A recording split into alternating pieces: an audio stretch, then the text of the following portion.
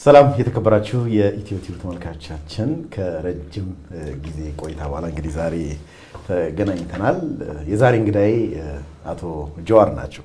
ለረጅም ጊዜ አክቲቪስት ጀዋር ስል ታቆኛላችሁ። ዛሬ ደግሞ ፖለቲከኛው ጀዋር እንግዲህ አጠገቤ ነው። ጀዋር የሆነ ለመናገር ከአመት ከምናምን በኋላ ነው እንግዲህ ዛሬ ካንተ ጋር የተገናኘ ነው።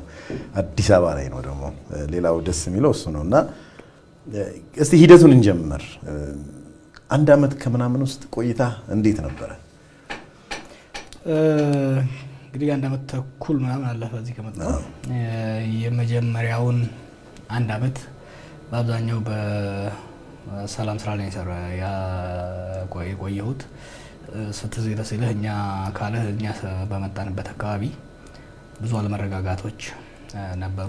የነበረው ስርዓት ፈርሶ አዲስ ገና ያልነበረበት ወቅት ስለነበረ ስለዚህ ወጣቱን ማረጋጋት፣ የተጋጩ ኮሚኒቲዎች በተለይ በኦሮሞና ሶማሌ መካከል የነበረውን ግጭት እንዲሁም በምዕራብ ኦሮሚያ አካባቢ የነበረውን ችግር በተቻለኝ አቅም የመርዳት ስራ የነበረው በአብዛኛው ውጤታማ ነበረ። በተለይ በምስራቅ አካባቢ የተሰራው ስራ ውጤታማ ነበረ። እንግዲህ እዚህም ደግሞ ከተማ ውስጥ በፖለቲካ አመራሮች መሀል በመሄድ ለማቀራረብ ስሞክር ነበርና ጥሩ ነበር። እንግዲህ የቀረው 6 ወር ደግሞ አሁን ያለው የጀመርኩበት ነው። ኦኬ በጣም አሪፍ። እንግዲህ ዛሬ ተመልካቾቻችን ሞር ወደ ማህበራዊ ኑሮውን ያንተን አስተዳደግ ምናምን ስለ ግል ህይወት ትንሽ እንጮታለን ብዬ አስባለሁ እና የምታሳልፉት ጊዜ የእውነት እንደማያስቆጫችሁ ተስፋ አደርጋለሁ። ስለ ግል ህይወትና የቀን ተቀን ኑሮህን ከልጅነት እስከ እውቀት እንግዲህ ሙሉ በሙሉ በግልጽ እንደምትመልስልኝ ተስፋ አደርጋለሁና እንደ ማንኛውም በልጅነት ስታጠፋ ተገርፈን ያደግከው ጀዋር? በጣም ከጎረቤት ከኛ ቤት እኔን ያልገረፈ ሰው ያለ አይመስለኝም። አሁን አንዳንዴ ሲመጡ ከገጠር ከኛ አካባቢ እሷን ገርፋኛለች እሱን ገርፎኛል ብለህ ትዝተላል። ክፉ ነበር እንዴ አገራረፉ? አገራረፉም በጣም ክፉ ነበር። እኔም ኃይለኛ ነበርኩና ብዙ ሰው ነው የገረፈኝ በልጅነቴ። ኦኬ ልጅ ያለህ የቀን ውሎ ምን ይመስላል? እረኛ ነበርክ? ታርስ ነበር?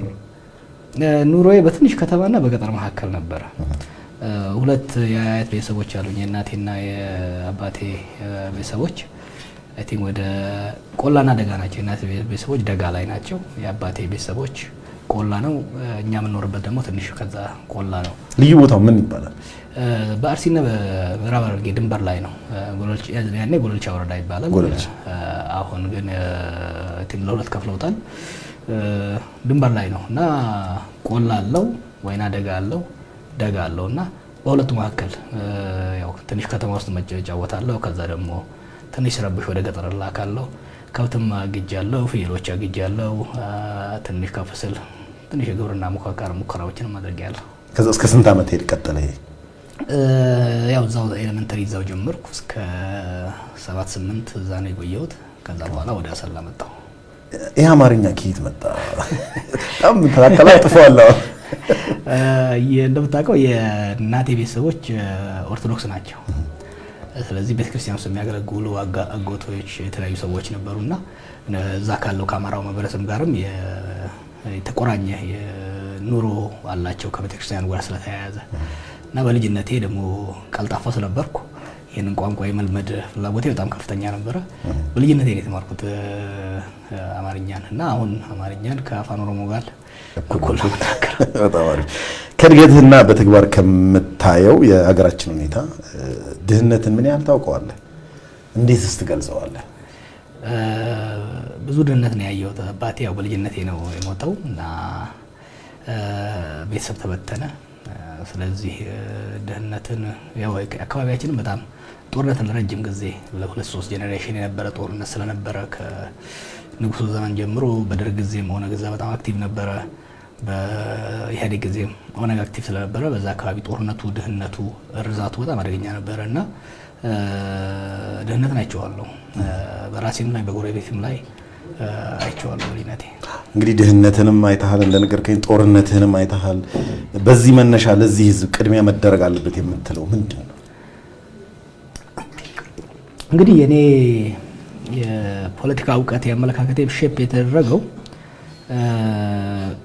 በአስተዳደጌና በትምህርቴ ነው። ኤክስፒሪየንስ እና ትምህርት ነው ሼፕ ያደርገኝ ማለት እችላለሁ። እኛ አካባቢ በተፈጥሮ በጣም ተሰጥኦ ያለው ነው። 27 ወንዞች ከጋራው ላይ ይወርዳሉ እና በጣም ወንዝ ያለው መሬቱም ለም ነው። ሆኖም ግን ጦርነት ስለነበረ በጦርነት አማጽያን እዛ አካባቢ ስለሚንቀሳቀሱ እነሱን ለመቅጣት ሲል ህዝብንም በጣም ይቀጣ ነበረ። አማጽያን ምንድን ነበር ጥያቄያቸው? ኦነግ ነው። ኦነግ ከፍተኛ አመራሮች እዛ ነበሩ።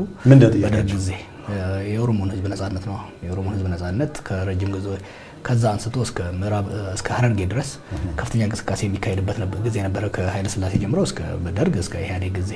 በዚህ አንጻር በተለይ የደርግ መንግስት ይሄም የኢህአዴግ መንግስትም በጣም የሚያጎሳቁሉ አካባቢ ነበረ። ያ የፈጠረው በተለይ በጣም ከፍተኛ የሆነ የኢኮኖሚ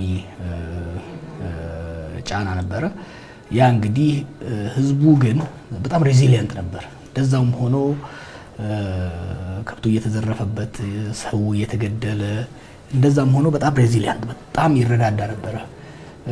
ወይ አብሮ ነው የሚራበው ወይ አብሮ ነው የሚበላው እንጂ አንድ ጎረቤት ጠግቦ አንድ ጎረቤት የሚራብበት ፊኖና የለም። እኔ ልጆኛ አሁን የኛ ቤትና የኛ ጎረቤት ቤት ልዩነት አላቀውም ነበረ እና ጎረቤታችንም ያሉ ልጆች እኛው ጋር ሲሻሙ ነው የምታያቸው፣ ወደ እነሱ ጋር ሲሻማ ነውና በአጠቃላይ ያለችው ትንሽ ከተማም ሆነ ገጠሩ ያ ጦርነት የፈጠረው ቦንድ ነው መሰለኝ በጣም ኢንተርዲፔንደንት የሆነ ማህበራዊ ኑሮ ነው። ያ ድህነቱን በተቻለ መጠን ድህነትን መከፋፈሉ ራሱ ድህነትን ለመቋቋም የረዳቸው ይመስለኛል። እንግዲህ አሁን እንደነገርከኝ ቀደም ብለህ የአማራ ብሔረሰቦች እዛ ነበሩ ብለሃል። የዚህን የጦርነቱ ጊዜ እነሱ ከእናንተ ጋር ይሳተፉ ነበረ? እነሱ ትንሽ ወጣ ይላሉ፣ ግን ያው በሰላሌዎች አሉ የሸዋ ኦሮሞ እዛ አካባቢ ያሉ እነሱ በጣም አክቲቭ ነበሩ በኦነግ እንቅስቃሴ ውስጥ ያሉ ተማሪዎችም ከነሱ ጋር የጋብቻም የሃይማኖታዊ ትስስርም ስላለ የሚደጋገፉ ነው የሚመስለኝ። እንግዲህ ልጅ ስለነበርኩ ግን ወጣ ይላሉ። አሁን ይሄ የኦነግ እንቅስቃሴ ያለበት ቆላው ላይ ነው፣ እነሱ ያሉበት ደጋው ላይ ነው። ደጋው ላይ ብዙ እንቅስቃሴ አልነበረም እኔ እስከማስታውሰው እንጂ በሁለቱ መሀል ችግር አልነበረም። የዛን በነዋሪዎቹ መሀል ወደ 83 84 አካባቢ እንደ ኢትዮጵያ አቆጣጠር ግጭት ነበረ። በጣም ኢንትረስቲንግ አክቹአሊ እንትን አንደርግራጁዌት እያለሁ ተመልሼ አንዱ የሰራው ሪሰርች እዛ አካባቢ ነው። ይሄ አርባው የሚባለው ግጭት በጣም ኮሚናል የሆነ ግጭት የተካሄደበት ነበረ። ሆኖም ግን ተመልሼ ወደ የአውሮፓውያን አቆጣጠር አይ ቲንክ 2006-7 ሪሰርች ሰራ በጣም ጠንካራ ሪኮንሲሊዬሽን የተፈጠረበት አካባቢ ነው። አሁን በቅርቡም ራሱ የተለያዩ አካባቢ ግጭቶች ሲፈጠሩ እዛ ግጭት በአዲስ መልኩ አልተፈጠረም እና ያ የሀገር ሽማግሌዎች የሰሩ ስራ እስካሁን ጠንክሮ እንደቀጠለ ነው የሚታየኝ። ሪሰርቹን እዚህ ሪኮንሲሊዬሽን ላይ የሰራኸው አንተ? አዎ፣ የፖስት ኮንፍሊክት ሶሳይቲ አንድ ሁለት ማህበረሰብ ከተጋጨ በኋላ ከዛ በኋላ የሚኖረው ምን አይነት ሜካኒዝም ነው ሪኮንሳይል ለማድረግ ምን አይነት ሜካኒዝም ነው የሚጠቀሙት የሚለውን ነው ተመልሼ የሰራሁት የዛሬ ስንት ዓመት ነው? አረጀን 12 13 ዓመት በዚህ ከዛ በላይ ይሆናል። ታዲያ ያ ሪሰርች አሁን ላይ አይሰራም? ምናልባት አብዛኛው ይሰራል። ምክንያቱም ችግሮችን አንደኛ የችግሮች መንስኤ በደንብ መረዳት አስፈላጊ ነው። ሎካል መንስኤዎች አሉ፣ እንዲሁም ደግሞ ናሽናል የሆኑ መንስኤዎች አሉ። አንዳንዴ ሁለቱ አብረው የሚሄድበት በመንደር በሰፈር ደረጃ የሚነሱ ለምሳሌ እዛ የግለሰቦች ግጭት ኖርማሊ የትም የማይደርስበት ግን የሀገር ፖለቲካ የተመሰቃቀለ ከሆነ ወደ ብሔር ፖለቲካ ወደ ሀገራዊ የሚያድግበት ኢንሲደንት አለና ያንን ነው እዛ ውስጥ ያየሁት። እንግዲህ ጆሃር አሁን አንተ ወደ ፖለቲካው ገብተሃል። ክልልህም ወይም ሀገርን የመምራት ውድድር ውስጥ ልትገባ ነው። ምንድነው ሀሳብ? እንደው እንደ አንድ ሀገርን የሚመራ ሰው ምንድነው ሀሳብ? እንግዲህ ለአንድ ሀገር ሶስት ነገሮች አብረው መስተካከል አለባቸው። አንዱ ካልተስተካከለ ሌላውን የሚያመሳጥርበት የሚያበላሽበት ሁኔታ አለ። ፖለቲካ፣ ሴኩሪቲ እና ኢኮኖሚ። የሰላም ጉዳይ፣ የኢኮኖሚ ጉዳይ እና የፖለቲካ ጉዳይ ልትለያየው አትችልም። ስለዚህ እኛ ሀገር ፖለቲካውን ካላስተካከልን የፖለቲካ ሽኩቻ ወደ ግጭቶች ይሄዳል። ግጭቶች ደግሞ ኢንስታቢሊቲ አለመረጋጋቱ ኢኮኖሚን ይጎዳል፣ የንግድ እንቅስቃሴን ይጎዳል፣ የውጭ ኢንቨስትመንትን ያደርቃል። የኢኮኖሚው ተዳከመ ማለት ስራ አጥነት ይስፋፋል። የስራ አጥነት ተስፋፋ ማለት ኢኮኖሚውን ያበላሸዋል። የተበላሸ ኢኮኖሚ ደግሞ ፖለቲካን ያበላሻል። ሶስቱ ትሪያንጉላር የሆነ ግንኙነት አላቸው። ካለኝ ልምድም ይሄን ነገር በደንብ አውቀዋለሁ ብዬ ነው የማስበው። እኔ ካለኝ ከልጅነቴ ጀምሮ ያደግኩበት ማህበረሰብ በዓለም ላይም ብዙ ሀገሮች ሄጃለሁ። ጥሩ ትምህርት ቤቶችም ተምሬያለሁ። ከዛ አንጻር አትሊስት የፖለቲካውን ለማረጋጋት የፖለቲካ ወደ ዱራብል የሆነ ቀጣይነት ወዳለው የሶሻል ኮንትራክት እንዲያድግ ኮንትሪቢዩት አደርጋለሁ የሚል ግምት አለኝ። እንግዲህ ያው እየተረሳ መጣ እንጂ የነበረውን ስርዓት መገርሰስ ላይ በትንሽም ቢሆን ሚና ነበረኝ ብዬ ነው የማስበው። ያ ሚና የተጫወትኩት ቅድም ያልኩህን የልጅነት ልምዴን ያስተዳደጌን እንዲሁም ደግሞ ውጭ ሀገር ሄጄ ያገኘሁት ትምህርት በተለይ በሰላማዊ ትግል ላይ ከህንድ እስከ ዩጎዝላቪያ እስከ ሰርቢያ የአፍሪካን አሜሪካን ትግል በጣም በቅርበት በማጥናት ነው ያንን ነው። ከዛ ደግሞ የአረብ ስፕሪንግን ከለር ሪቮሉሽንን በቅርብ በማጥናት ነው ኢትዮጵያ ላይ አፕላይ አድርገን የተሳካልን። ከ2016 ጀምሮ ሽግግርን እንዴት ማኔጅ ማድረግ አለብን፣ ሽግግርን እንዴት ነው ብናደርገው የሚለውን እያጠናው ነው ያለው። እዚህም ከመጣው በንባብም የተለያዩ ሀገሮችንም በማየት ከምሁራኖች ጋር በመወያየትም እዚህ ሀገር ውስጥም ደግሞ ከቀበሌ አንስቶ እስከ ፌዴራል ተቋማት ያሉትን በማየት ዲቨሎፕ ያደረጓቸው ሀሳቦች አሉ። ኢትዮጵያን ማሻገር በምን መልኩ ነው የሚቻለው የሚለውን ፌርሊ ኮንክሉሲቭ የሆነ ሀሳብ እያመጣው ይመስለኛል ለራሴና ያንን እንግዲህ ከተለያዩ ኢንትረስት ግሩፖች ጋር ከተለያዩ ስቴክሆልደሮች ጋር በመሆን ሌላ ቢያንስ እንግዲህ ለኢትዮጵያ ሕዝብ ከድህነት አወጣለሁ እናወጣለን የሚል ቃል መግባት አልፈልግም። እሱ ከድህነት ለማውጣትም ጦርነትን ማስወገድ ያስፈልጋል። ከጦርነት ለማስወገድ ጦርነትና ግጭቶችን ለማስወገድ ደግሞ የፖለቲካ ፎርሙላውን ማስተካከል ያስፈልጋል።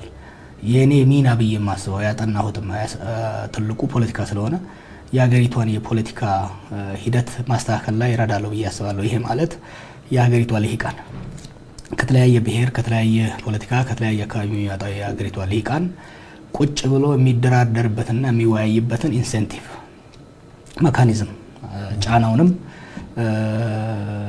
አትራክት የሚያደርገውን ኢንሴንቲቭም መፍጠሩ ላይ ከሌሎች ጋር ሰራለሁ የሚል ግምት አለኝ እና በዛ ደግሞ ይሳካል ነው የሚል ተስፋ አለኝ። እንግዲህ አሁን ስቴክ ሆልደርስ ስትል ነው እንግዲህ አንዱ አሁን በመንግስት ደረጃ የተቀመጠው አካል ነው። ምናልባት በሱ የክህደት ተፈጽሞብኛል የሚል ስሜት ይሰማሃል? በግለሰብ ደረጃ አንተ ላይ ለምሳሌ ብዙ ኮንትሪቢዩት አድርጌያለሁ ብለሃል ለዚህ ትግል፣ የአይነት ስሜት አይመጣም? ፈጽሞ አይለኝም። እኔ የኢትዮጵያ ፖለቲካ ውስጥ ማንም አስገድዶኝ አይደለም፣ በራሴ ፍላጎት ነው የገባሁት። አንድም ጥቅም ፈልጌ አልገባሁም። እኔ ፈጣሪ ይመስገን በጣም በጣም በጣም ሪሞት ከሆነ አካባቢ ወጥቼ በጣም ከፍተኛ ቤስት የሆኑ ትምህርት ቤቶች ተምሬያለሁ። ትምህርት ቤት እያለሁ ስታንፎርድ፣ ኮሎምቢያም ኦክስፎርድ በነበርኩበት ወቅት ሁሌም የማስበው ይሄንን እድል ለሰጠኝ ፈጣሪ እንዴት ነው ውለታ መክፈል የምችለው? ከኔ ጋር የነበሩ ልጆች ወደ ዲሲ ትልልቅ ተቋማቶች ውስጥ ዎል ስትሪት ሲሄዱ ማድረግ ችል ነበር። ግን ያሰብኩት እስቲ ለዛ ሪሞት የሆነው ማህበረሰብ ከዛ ማህበረሰብ ውስጥ ያወጣኝ ፈጣሪ ምናልባት ምክንያት አለው በሚል ነው የመጣሁትና ይሄን ሳደርግ ከአንድም ግለሰብ ከአንድም ማህበረሰብ ውለታ ፈልጌ አይደለም። አንድም ሰው እንዲያመሰግነኝ አልፈልግም። ሲረግሙኝ ቢሉም አይከፋኝም፣ ሲያመሰግኑኝ ቢሉም ምንም እንትን አይመስለኝም። እና በግለሰብ ደረጃ they don't owe me anything። ማንም ሰው እኔን ሊያመሰግን አይገባውም። ማንም ማህበረሰብ ኢንዴትድ እንደሆነ እኔ ላይ የሆነ ሊከፍለኝ የሚገባው ብድር ያለ ሆኖ ሊሰማውም አይገባም፣ አይሰማኝም። ስለዚህ ከዚህ ሀገር ካሉ የፖለቲካ አክተሮችም ጋር ያለን የሚያገናኘን ፖለቲካው ነው እንጂ ግለሰባዊ አይደለም። ግን እንደው አንዳንድ አካላቶች አሁን ያልከውን የጠቀስከውን ነገር አለ። ውሃ እንኳን አንድ ጉድጓድ ያላስቆፈሩ ሲሻቸው እነሱ በቪኤቲ የተንቀሳቀሱ ተብሎ ትተቻለህ እና ምናልባት ቅድሚያ የፕሮሲጀር ጉዳይ ነው ወይንስ ምንድን ነው ይሄን እንዳታደርግ ያደረገህ አንተ? ውሃ ማስቆፈር ብፈልግ ኖሮ ወደ ኤንጂኦ ገባ ነበረ። ብዙ ጉድጓዶችንም ማስቆፈር እችል ነበረ። ወደ ኤንጂኦ ገብቼ ከፈረንጆች መስዋዕትነት ጠይቄ በጣም ወደው ያደኩበትን አካባቢ በጣም ነው የምወደው። ሰው ያደረገኝ አካባቢ ነው። ለኦሮሞ ሕዝብ ትግልም በጣም ብዙ መስዋዕትነት የከፈለ ነው። ይሄ የምስራቅ አርሲ፣ ምዕራብ ምስራቅ ሐረርጌ አካባቢና ብዙ ጊዜ ከሞት ያዳነኝ ሕዝብ ነው። እውነት ነውና አንዳንዴ ሳስብ ምናልባት በጣም ሰፊ ኔትወርክ አለኝ በዓለም ላይ ያንን ኔትወርክ ተጠቅሜ ቅድም እንዳልኩ 27 ወንዞች አሉ። አሁን ባለፈው ሄጄ ነበር። 27 ወንዞች ይወርዳሉ። ክረምት ስታየው ወተት የሚወርድ ነው የሚመስለው እና ክረምት ያንን ውሃ በታቁረው በኩሬ ብታስቀምጠው አካባቢውን በሙሉ ማልማት ትችላለህ። አሁን አምና እንዴ ሳስብ ነበር ፖለቲካውን እርገፍ አድርጌ ትቼ ኤንጂኦ አቋቁሜ በኢንተርናሽናል ኮሚኒቲ ውስጥ ያለኝን ኮኔክሽን ተጠቅሜ ይህን አካባቢ ባለማው የሚል አትሊስት ያን ወረዳ ባለማው ተንጀብል የሆነ ሜጀረብል የሆነ ነገር መስራት ይችላለሁ። አንዱ አማራጭ ነው። እንግዲህ ህይወት ምርጫ ነች። ሁለተኛው ግን ያለኝን ተሰቢነት ያለኝን ፖለቲካል ካፒታል ያለኝን ልምድና እውቀት ተጠቅሜ የሀገሪቷን ፖለቲካ ማስተካከሉ ላይ ኮንትሪቢዩት ማድረግ ሳይሻል አይቀርም። ምክንያቱም ያቺን ወረዳና ያቺን አካባቢ ማልማት በሀገር ላይ መረጋጋትና ሰላም ካልመጣ ዛሬ የተገነባው ነገ ሊፈርስ ይችላል እና ቾይስ ነው፣ የምርጫ ነው እና ሁሌም ለሰዎች የሚያስቸግር ምርጫ ነው እና ጉድጓድ አስቆፈርኩም የሚለው ትችት ትክክል ነው። አላስቆፈርኩም። ሌሎች ጉድጓዶችን መሙላት ላይ ፎከስ አደረኩ። ትልልቅ የሆኑ የፖለቲካ ጉድጓዶች አሉ እዚህ ሀገር። ወደ ኋላ ብትመለስና ብታየው ከንጉሱ ዘመን ጀምሮ አንዳንድ ፖለቲካዊ ስራዎች ይሰራሉ። ጦርነት ይመጣና ያፈርሳቸዋል። እና አንዱ ለምሳሌ ሰላማዊ ትግልን እንግዲህ በጣም ሚሊታንት ከሆነ አካባቢ ነው የመጣሁት። በጣም በአርምድ ስትረግል የተከበሩ የስመ ገናና የሆነ ወታደሮችን ካፈለቀ አካባቢ ነው የመጣሁት እና በልጅነቴም ሚሊታንት ነበርኩ። ከዛ ወደ ሰላማዊ ትግል ነው የሚያዋጣው አንዱ ያልኩበት የትጥቅ ትግል አፍርሶ መገንባት ነው።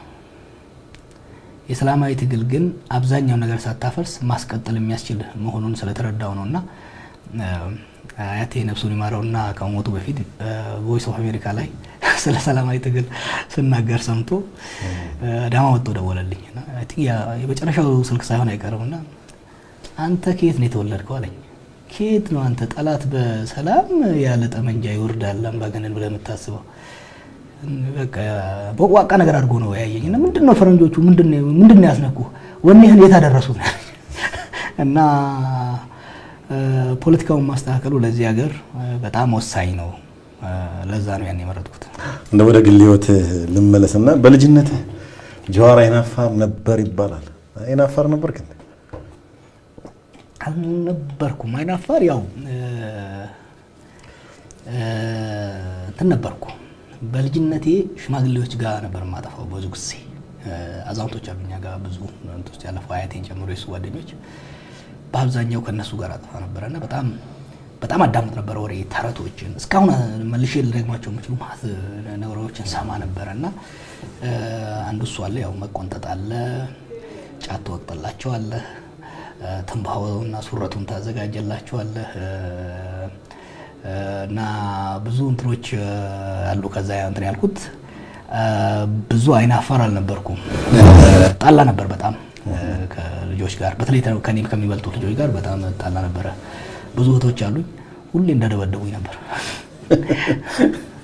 በጣም አሪፍ። ጀዋር ፈሪ ነው? ከፈራስ ምን ትፈራለህ? አንዳንዴ እኔ ያለ ልብ የተወለድኩ ነው የሚመስለኝ። ፈሪም አይደለሁም ጀግናም አይደለሁም። በእኔ ፌታሊስት ነኝ። ፌታሊስት ማለት በዕጣ ፈንታ አምናለሁ። ፈጣሪ ሲፈጥረኝ ጽፏታል። ቀደር ይባላል። እሱን አንተ ተርጉም። እኔ መድረሳ ትምህርት ቤት በልጅነቴ ነው ደረሰ ሼኩን ፈንክቼ ነው የወጣሁትና አላውቀውም። እና ግን ቲንክ ልጅነቴ ጀምሮ ፈጣሪ ሲፈጥረን ህልዋችንን መዝግቦን የፈጠረን የሚል ስላለኝ በጣም ልባም ጀግናም አይደለሁም፣ በጣም ፈሪም አይደለሁም። ሲመጣ ይመጣል። ፈርተህም አታመልጠውም። ጀግናም ሆነህ የምታስቀረው ነገር የለም ከሚል ነው እንትን የምለውና የሆነ አንዳንዴ ስቀልድ ያለ ልብ ነው የተወለድኩት እላለሁ። ግን እንደው ይሄን ለምን ያመጣሁት ትታጀባለህ። በአጃቢዎች ነው የምትንቀሳቀሰው። ነፃ መሆን አትንቀሳቀስም። መታጀብና ደግሞ በመሳሪያ ሽፋን መኖር ያስደስታል። አሜሪካ ታውቀኛለህ። ሳክሪፋይስ አደረኩ። ምክንያቱም ለማጣ አካባቢ እዚህ ከነበሩት አመራሮች ጋር ስንወያይ ከነበረ ሚና አንጻር እዛ እንግዲህ በጣም ፈጣን የሆነ ለውጥ ነው እዚህ ሀገር ያመጣ ነው። የመጣው ለውጥ ጥቅማችን የጎዳባቸው ግለሰቦችና ቡድኖች አሉ። የኢኮኖሚ የስልጣን ጥቅማችን የጎዳባቸው። ያ ብቻ ሳይሆን በኢትዮጵያ ፖለቲካ ላይ በጣም አግሬሲቭሊ ነው ሰራ የነበረው። ጠንካራ አቋሞች አሉኝ። የኔን አቋሞችን የማይወዱ ግለሰቦችም ቡድኖችም እንዳሉ እኔም እረዳለሁ። ያሉት የሴኩሪቲ ሰዎችም ይረዳሉ። ከዛ አንጻር ጥቅማቸው የተነጋባቸው ሰዎች ሊሆኑ ሌሎቹ ደግሞ የኔን አመለካከት የኔ ወደፊት አላማ የሚያስፈራቸው የሚያሳስባቸው ቫይለንት ወደሆነ እርምጃ ቢገቡ ካለኝ ተጽዕኖ አንጻር በማህበረሰብ መካከል ሊፈጥረው የሚችለው ችግር ለሀገር አደጋ አለው የሚል ጠቅላይ ሚኒስትሩም ጨምሮ ሌሎችም ተወያይተን የተወሰነ ጉዳይ ነው። በዛ ጊዜ እንዳልኩ እኔ እዚህ ሀገር የተቻለኝን ያህል ፖዚቲቭ ኮንትሪቢዩሽን ማድረግ እፈልጋለሁ። በእኔ ምክንያት ደግሞ ችግሮች እንዲፈጠሩ አልፈልግም። በዚህ አንጻር በጣም ብዙ ነገር ነው ሳክሪፋይስ ያደረኩት። እኔ በጣም መጫወት የምወድ ሰው ነኝ። ከተለያዩ ማህበረሰብ ጋር መገናኘት፣ ነፃ ሆኜ ወጥቼ ወክ ማድረግ እፈልጋለሁ። እና የምታየው ግን እዚህ ሀገር ከመጣሁ ነፃነቴን በእኔና በእስረኛ መካከል ያለው ልዩነት እንዲህ ልጠይቅህ። ለምሳሌ ኦሮሚያ ክልል ስትሄድ አሁን ብዙ ጊዜ የተለያዩ ፎቶዎች እናያለን ስትለጥፍ፣ ደስ የሚል መናፈሻ ላይ በጣም ወይ አንዳንዴ በረሃ ላይ እንደውም የበረሃ ምግቦች እየበላህም የተነሳባቸው ዛፍ ስር ምናምን፣ ያ አይነት ኮንፈርት ሌላው ክልል አይሰማህም? ሌላው ክልል ሳይሆን ሰው የሚበዛበት አካባቢ ላይ። አሁን ገጠር ሰው የለም፣ በጣም ውስን ሰው ነው ያለው። ከተማ ላይ ብትመጣ ግን በጣም ብዙ ሰው ስለሚመጣ ብዙ የኔ ውሳኔ አይደለም። በጣም ኤክስፒሪየንስ የሆኑ ኤክስፐርት የሆኑ ሴኩሪቲዎች አሉ። እነሱ የሚወስኑት ነው ምን ያህል ኤክስፖዠር የት ሊኖረኝ የሚለውን እነሱ ናቸው የሚወስኑት። ባለፈው 5-6 ዓመት ደግሞ እኔም ዴቨሎፕ ያደረኩት ጸባይ አለ። እንደምታውቀው 4 ዓመት ኦልሞስት ቢሮዬ ነው የተኛሁት። ከቢሮዬ ነው ስሰራ የነበረው። ከህዝብ ጋር በውይይቶች ብቻ እንጂ የምገናኘው እዛ ሚኒሶታ ያለው ራሱ የስራው ጸባይ ቀይሮታል። ብዙ ከኢንተራክሽን አሁን ለቅሶ ሚኒሶታ አንዱ የምተችበት ተችተው የተውት ነገር ነበረ። ለቅሶ ሲኖር አልሄድም፣ ሰርግ ሲሄድ አልሄድም፣ ክርስትና ሲኖር አልሄድም፣ በርዝዴይ ሲኖር አልሄድም እና ሰውም ተረድቶ ተው። ያ ምንም እንኳን አንድ ቤት ውስጥ አንዳንዴ አሁን አንድ ቤት ውስጥ ቢሮ ያኔ ያው ዊንተርም ስለነበረ እዛ ስኖ ስለነበረ አንዳንዴ ሳልወጣ 1 ወር ከ2 ሳምንት የሆነበት ጊዜ ነበር። ምንም ከቢሮ ሳልወጣ ቤዝመንቷ ናት አይደል? ቤዝመንቷ ትዝላል እቺ ቤዝመንቷ ሳልወጣ ስኖ ጀምሮ ስኖ ቦርዶ ደርቆ እንደገና እንትን ብሎ መጨረሻ ላይ ስወጣ አይኔ ሁሉ እንትን የሚልበት ጊዜ ነበርና ያ አሁን ያለኝን ህይወት ብዙም እንትን እንዳለው አድርጓል። እንግዲህ ደግሞ ስለ ሴኩሪቲ ስናወራ ስለ ጠባቂዎች እንግዲህ እነሱ ነው የሚወስኑት ብለሃልና ጠባቂዎች መደበኛ ስራቸውን ትተው ከአንተ ጋር እንደውም ሰሞኑ በጣም ትንሽ ቶፒክ ሆኗልና ደሞዛቸው ማን ነው የሚከፍላቸው? ኦፌኮ ነው ወይንስ አንተ በግል ነው የምትከፍላቸው? ህዝብ ያዋጣል። ዲያስፖራም እዚህም ያሉት ልጆቹ ለመንግስት የመደባቸው እዚህ ቆይተው ያን የወሰዱትን አቋም ታውቃለህ። ያ የኔን ህይወት ብቻ ሳይሆን ብዙ ነገሮችን ያዳነ ነው የሚመስለኝ። ከዛ በኋላ ያው ፎቶቸውም ስማቸውም በየቦታው ስለወጣ መቆየታቸው ይጠቅማል ከሚል አንጻር እነሱም የነሱም አቋም ይሄ ነበር። እኔም ከነሱ ተስማማው። ይሄንንም የፌደራል ፖሊስ ያው ሴኩሪቲ ከእንግዲህ ያስፈልግህም የሚል ውሳኔ ላይ ስለደረሰ ሊያነሳ አሰበ። ያው ልጆቹ መሄድ ስላልፈለጉ ከፖሊስ አባልነት እንዲሰናበቱ የመንግስት ንብረት እንዲመልሱ አድርገን እዚህ ነው ያሉት። የሚከፍላቸው እንግዲህ ደጋፊ አለ፣ አንድ ላይ ያን የሚያደርጉት ነገር ነው። እንግዲህ ደግሞ ስለ ፌዴራል ፖሊስ ናቸው እነዚህ አንተ ጠባቂዎች እና ፌዴራል ፖሊስ ደግሞ ወደ ስራ ዓለም ሲገቡ ለህገ መንግስቱ ቃለ መሐላ ገብተው ነው። አሁን ታዲያ ዝም ብለው ሲወጡ ክህደት አይደለም?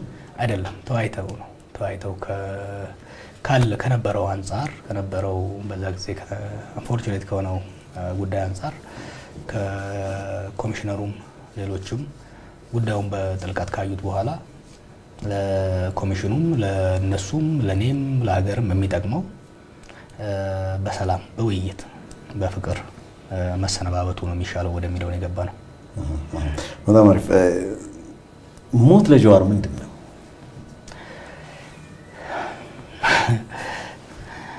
እኔ ይሄ ዊርድ የሆነ አመለካከት አይደለም። ሞት ላይ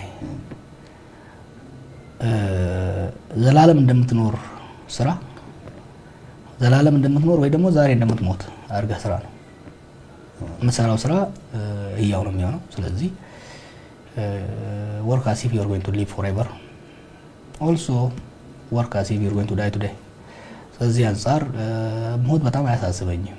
ከሞት ወዲህ ብዙ የሚያስፈሩ ሌሎች ነገሮች አሉ እና በተለይ እንደኔ ያሉ ሰዎች ያሉበት ስራ ውስጥ ኖረህ ሞትን መፍራት ኃጢአት ነው። ምክንያቱም የብዙ ቡድኖችን ጥቅም የሚነካ የኢኮኖሚ ጥቅማቸውን የስልጣን ጥቅማቸውን የሚነካ ስራ ስለምሰራ ያንን ተደናቀፈብን የሚሉ በቁጭትን በንዴት የሚንቀሳቀሱ ሰዎች ሊወስዱት የሚችሉት እርምጃ አለ። ያ ብቻ ሳይሆን ሞት በእጅህ አይደለም ያለው፣ ሞት በፈጣሪ እጅ ነው ያለው። በሰው እጅ ልትሞት ትችላለህ፣ እህል አንቆህ ልትሞት ትችላለህ፣ ኦ ኤኒ ካይንድ ኦፍ ስታፍ እና ሞት አንዳንዴ ሰው ለሞት ነው የፈራ ራሱ ይገርመኛል። እና የኔ ስራ ግን ካለህበት እኔ ሁሌም ለሰዎች መመክረው በተለይ በሽግግር ውስጥ ያሉ ዴቨሎፒንግ ካንትሪስ ካሉ ሞትን ቅንጣት ያህል የሚፈራ ሰው እዚህ ቢዝነስ ውስጥ መግባት የለበትም። ይሄ ማለት ሞት አልፈራም ብለህ ሄደህ ቦሌ መንገድ ላይ መኪና ስር ተኛ ማለት አይደለም። ቀኑ ከመጣ ግን ፈርተህ ብትሸሽ ስለማይቀርልህ ሞት ወደ ጎን ተወውና የሰርድ ፓርቲ የፈጣሪና የጠላቶች ስራ መሆኑን አስቀምጠውና አንተ ግን እስካለህ ድረስ ፕሮዳክቲቭ የሆነ ማታ ስተኛ የማይጸጽትህን ስራና ደር። ለምሳሌ አሁን እንዳልኩ ወደ ምርጫ እንግዲህ እየተቃረብክ ነው፣ እየሄድክ ነው። አሸነፈ እንበል ጀዋር የመጀመሪያ የህዝብ ተወካዮች ምክር ቤት ንግግሩ ምን ሊመስል ይችላል? ከተወካዮች የሚደረገው ንግግር ኑ እንደራደር ነው የሚሆነው። ኑ እንመካከር፣ ኑ እንወያይ ነው። ካሸነፍኩም በኋላ yes እኔ ይሄ ምርጫ ሚስ ያደረግነውን ኦፖርቹኒቲ እንደገና እንድንሞክረው እድል ነው የሚመስለኝ። 2018 ላይ የነበረውን ስርዓት አስገድደን ወደ ሽግግር አስገብተናል። መሆን የነበረበት ነገር አልሆነም። የሀገሪቷ ልሂቃን ቁጭ ብለው መደራደር፣ መወያየት፣ መከራከር ነበረባቸው። ምን አይነት ኢትዮጵያ ነው መፍጠር የምንፈልገው? ምን አይነት ሀገር ነው መፍጠር የምንፈልገው? በምን አይነት ህገ መንግስት ነው መተዳደር የምንፈልገው? ምን አይነት ምርጫ ነው ማካሄድ የምንፈልገው? ምን አይነት ኢኮኖሚ ነው ልንገነባ የምንፈልገው? ኢኮኖሚውን እንዴት ነው የምንከፋፈለው? ስልጣን እንዴት ነው የምንከፋፈለው? ምን አይነት ሀገር ነው እኛስ መኖር የምንፈልገው? ለልጆቻችን የምናወርሰው መሰረቱን እንዴት እናስቀምጠው የሚለውን መወያየት ያስፈልጋል። እንደ ኢትዮጵያ ያለ ሀገር ብዙ ህዝብ ያለበት፣ ብዙ ተጻራሪና ተፎካካሪ ፍላጎቶች ያሉበት፣ ብዙ የግጭት ታሪክ ያለበት ሀገር ውስጥ አንድ ሰው ሀገርን አሻግራለሁ ማለት በጣም ትልቅ ስህተት ነው። በጣም ትልቅ ስህተት ነው። እድል አስመልጠውናል። ምናልባት የኛም ካልኩሌሽን የተሳሳተ ነበረ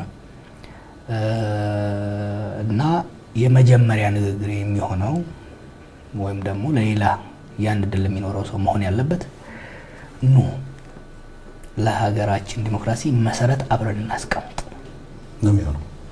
ይሄ ከድህነት አውጣችኋለሁ፣ እዛ አደርሳችኋለሁ፣ ሰማይ አወርዳችኋለሁ አይሰራም። ብቻህን የምታሻግረው ሀገር ፈጽሞ አይኖርም። ፓርላማ ውስጥ የሚኖሩት 547 ሰዎች ብቻ ሳይሆን ፓርላማ ያልገቡትም ያሸነፉትም ውጭ ያሉት አገር ያሉትም በአንድ ጣሪያ ስር ቁጭ ብለን ምን አይነት ሀገር፣ ምን አይነት ህግ፣ ምን አይነት ፖሊሲ የሚለው ላይ መደራደር ነው መሆን ያለበት። አዲስ ሶሻል ኮንትራክት እዚህ ሀገር ያስፈልጋል። አዲስ ማህበራዊ መግባባት ያስፈልጋል። ማህበራዊ መግባባት ደግሞ አንድ ግለሰብ የራሴ ይህች ሀገር መሆን አለባት ብዬ የማስበው ሀሳብ አለ። ያ ግን የኔ ነው። ያን ሀሳብ አቅርቤ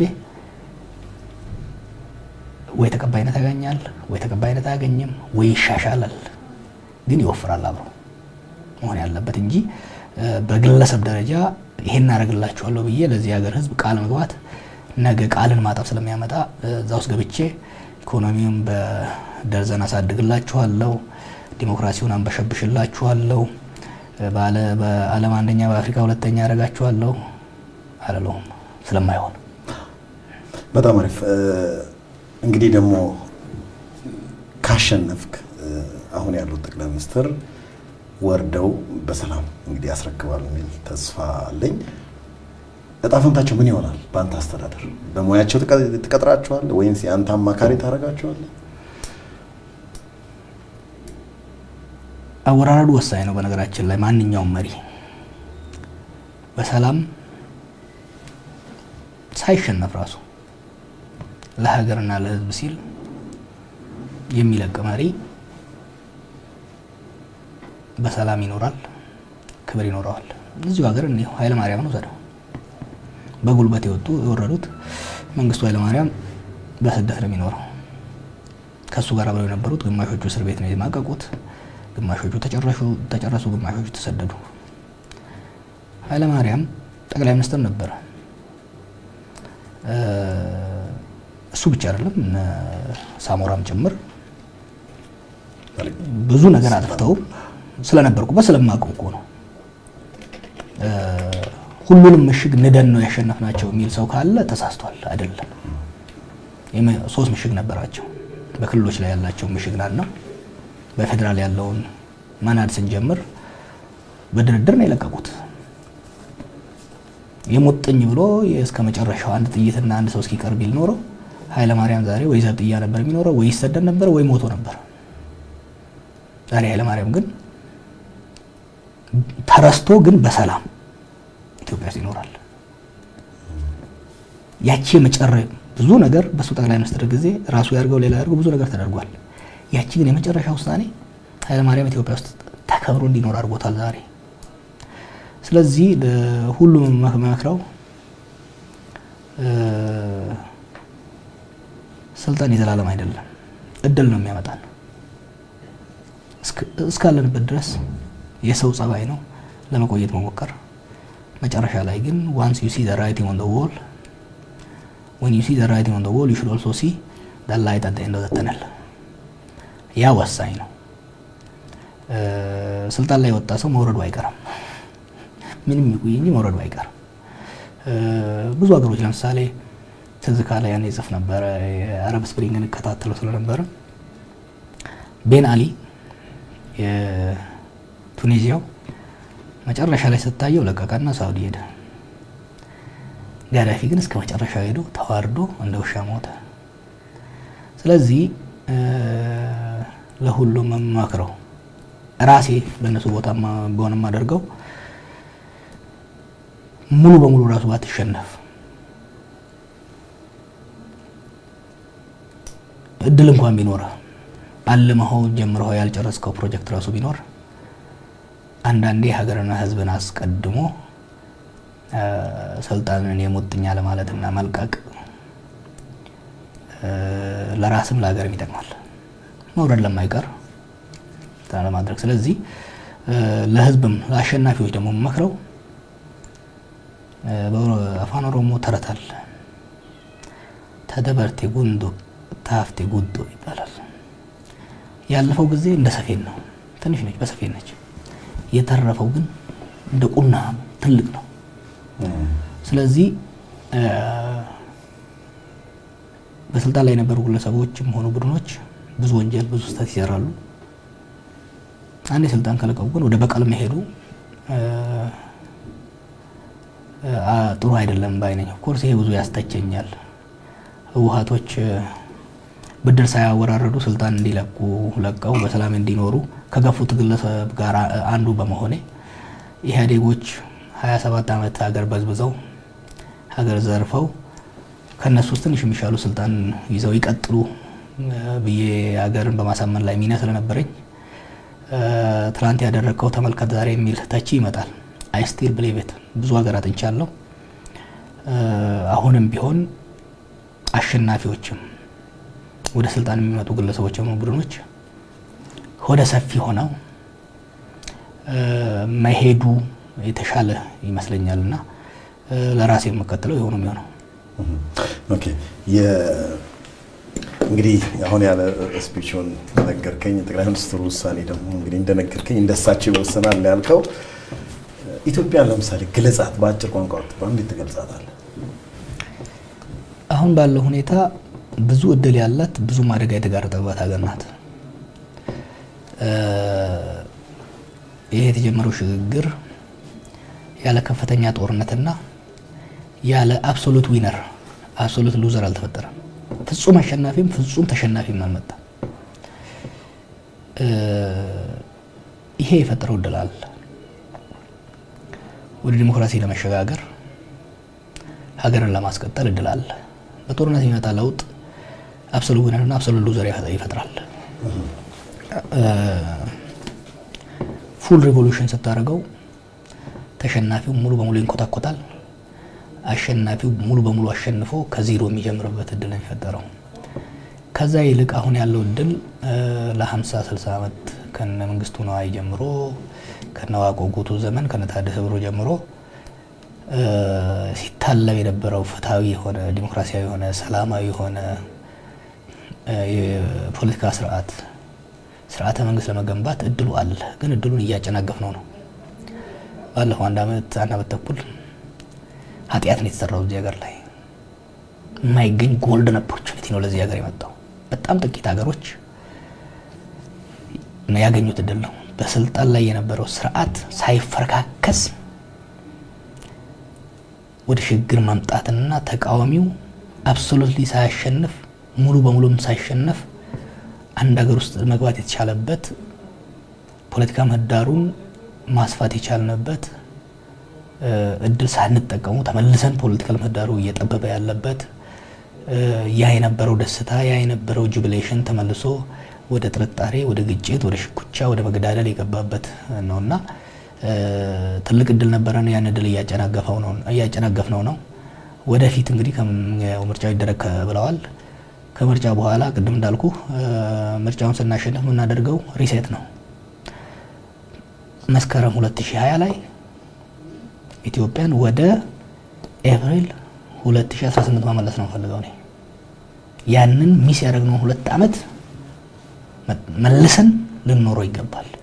መልሰን አዲስ ሶሻል ኮንትራክት፣ አዲስ ውይይት፣ ድርድር ማድረግ የነበርንበት ሳናደርገው የሮጥንበትን ተመልሰን መስራት ያስፈልጋል።